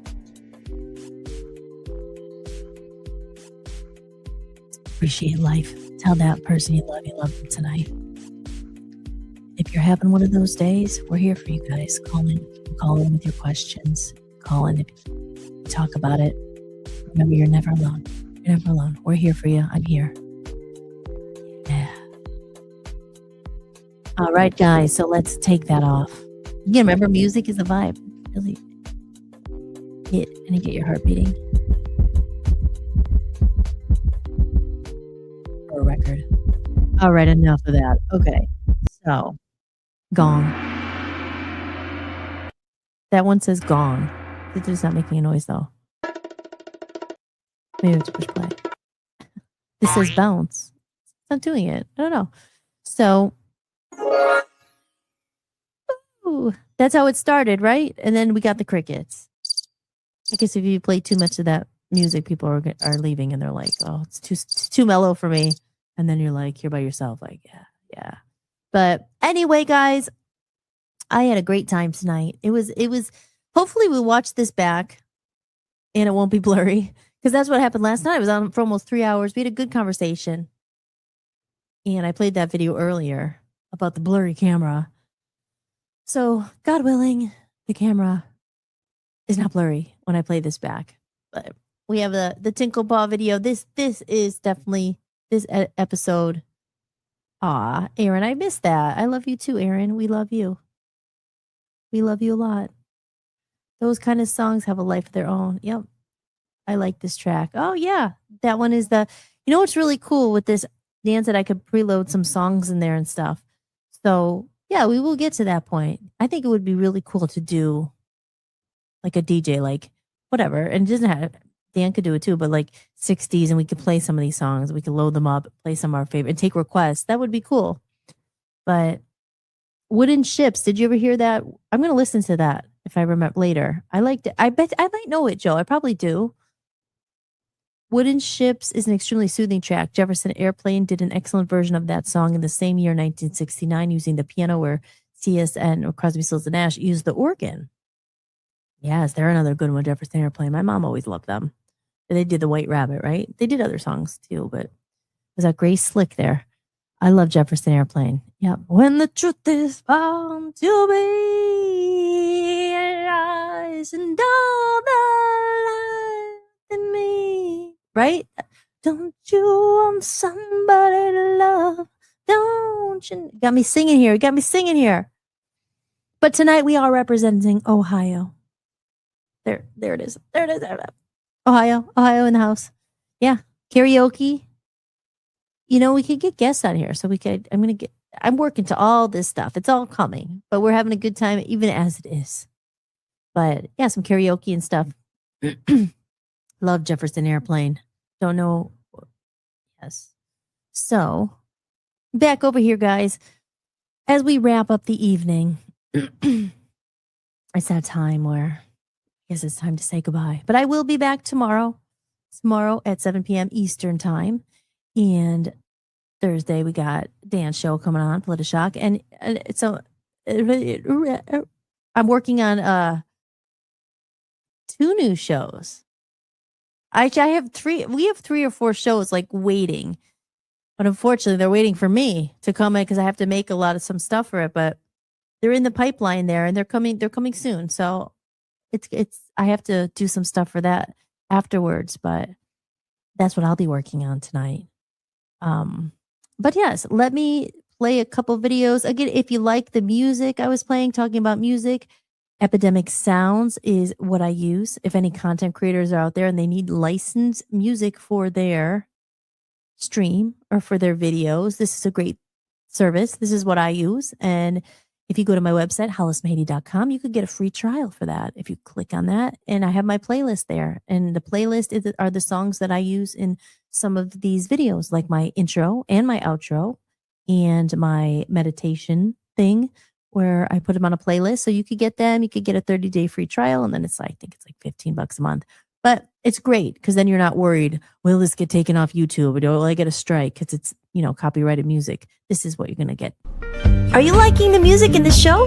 The music you hear in my videos and during the show is licensed through Epidemic Sound, an amazing platform for creators.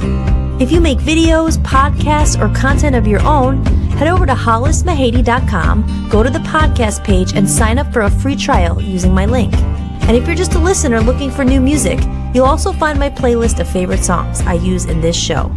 Signing up through my link supports the show and the musicians too. And I will say this as well.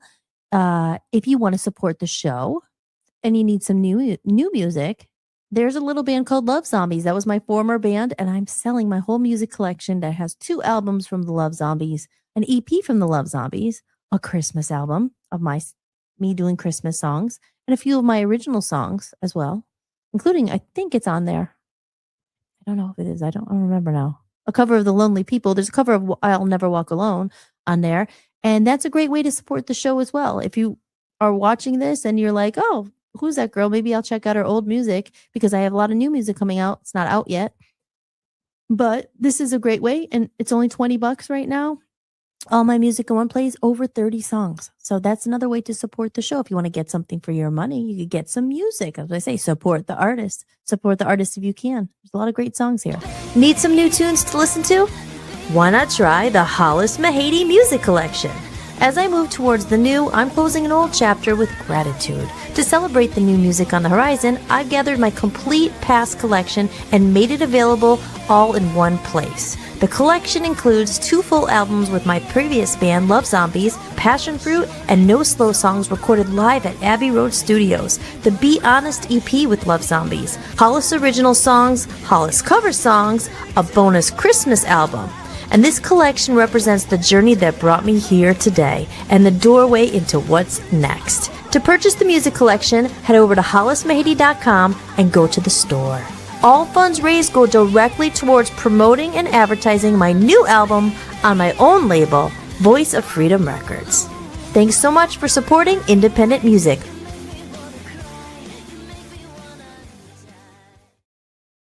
And there you have it, all in one place. And you could get that on my website. There's a shop there. It's for sale there. And it's also for sale on my Buy Me a Coffee page, which is Hollis-Mahady. It's buymeacoffee.com/Hollis-Mahady. And if you just go to my website, there's lots of links. You'll find it there.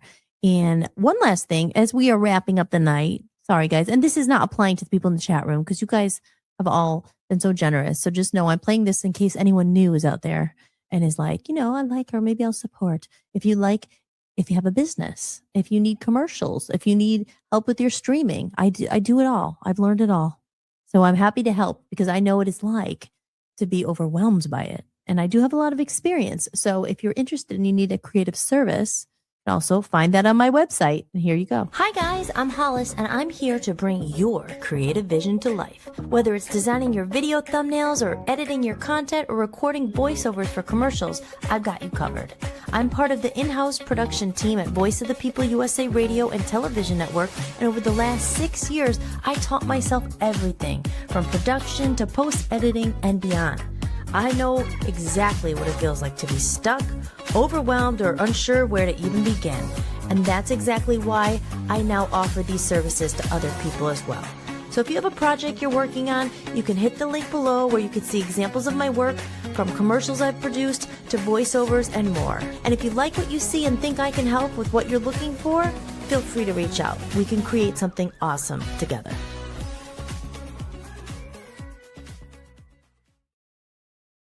Yeah. And Aaron says, I did see that, Aaron, and I meant to tell you, thank you. I'm glad you got that. Thank you for getting that. I think you bought that around Christmas, I remember. And I saw that come in. I was like, oh, thank you. Thank you, Aaron, for buying them. I'm glad he has it, and he has it on his iPad, or his iPod, on my iPod Classic. He has an iPod, and I still have the iPad that you gave me.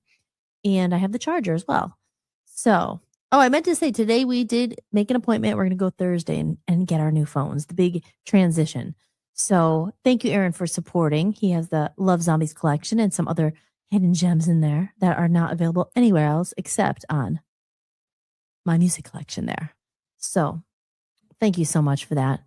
And remember, if you're interested, we're doing another podcast, the Comedy of Errors podcast. I will be shooting that episode very soon. I have to set up the studio and do all that stuff.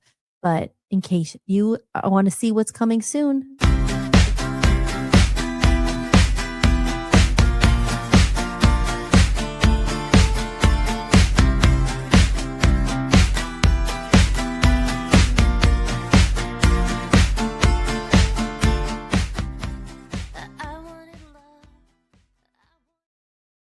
and that is the Comedy of Errors podcast. That's the name of my new album.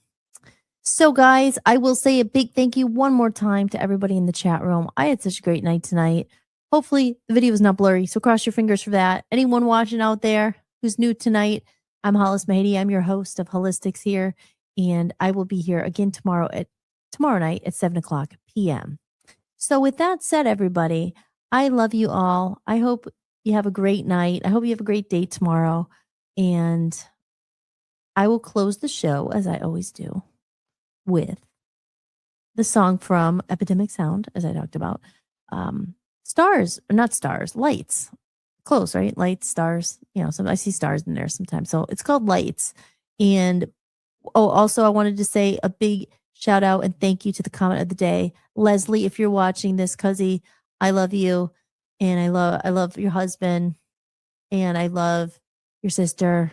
I love your mom. I love all you guys so much. And thank you for your support and watching. And this episode. So when you guys know, the faithful fans and followers who, when I talk about Tinkle Paw, now you know how much she means to me. And this episode was dedicated to her and to all of our angels and all of our pets and the ones who are still alive. Hug them tonight.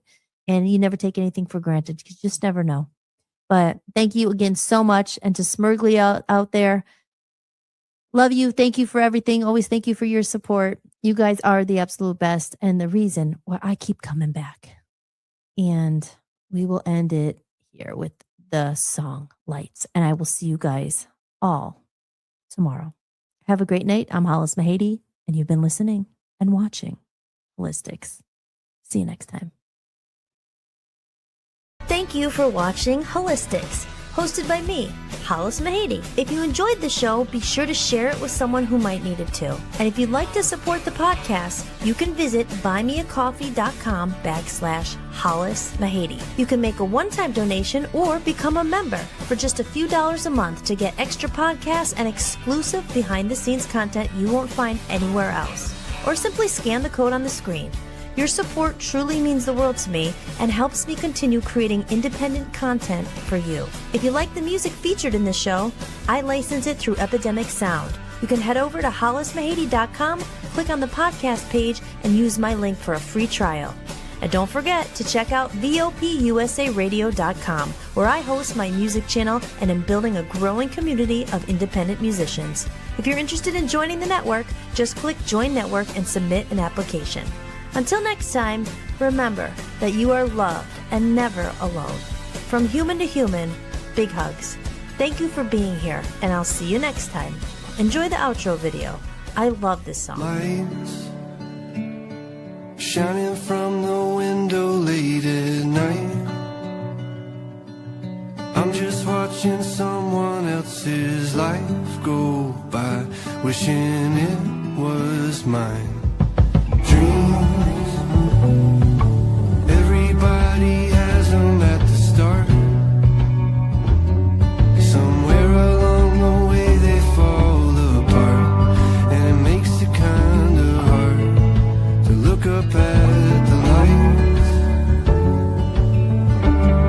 When the lights go out, everything is clearer. When the lights go out, I could finally see what it's all about. Standing in the mirror, when the lights go out, it's you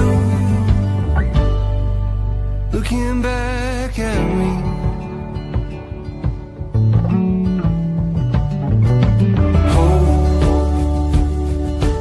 Try your best to hold on to the rope.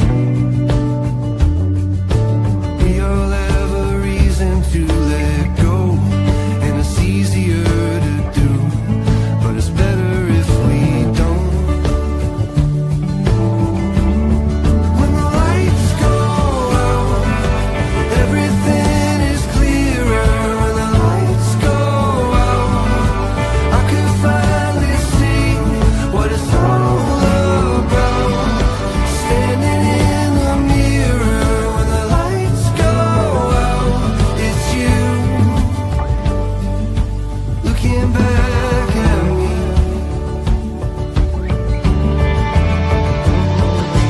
When you wish upon a star just to find out it's a plane, and when you think you've come so far, but you're standing still again, and you finally understand. When the lights go out, everything is clear. When the lights go out, I could finally see. When the lights go out, everything is clearer. When the lights go out, I could finally see what it's all about. Standing in the mirror, when the lights go out, it's you looking back at me.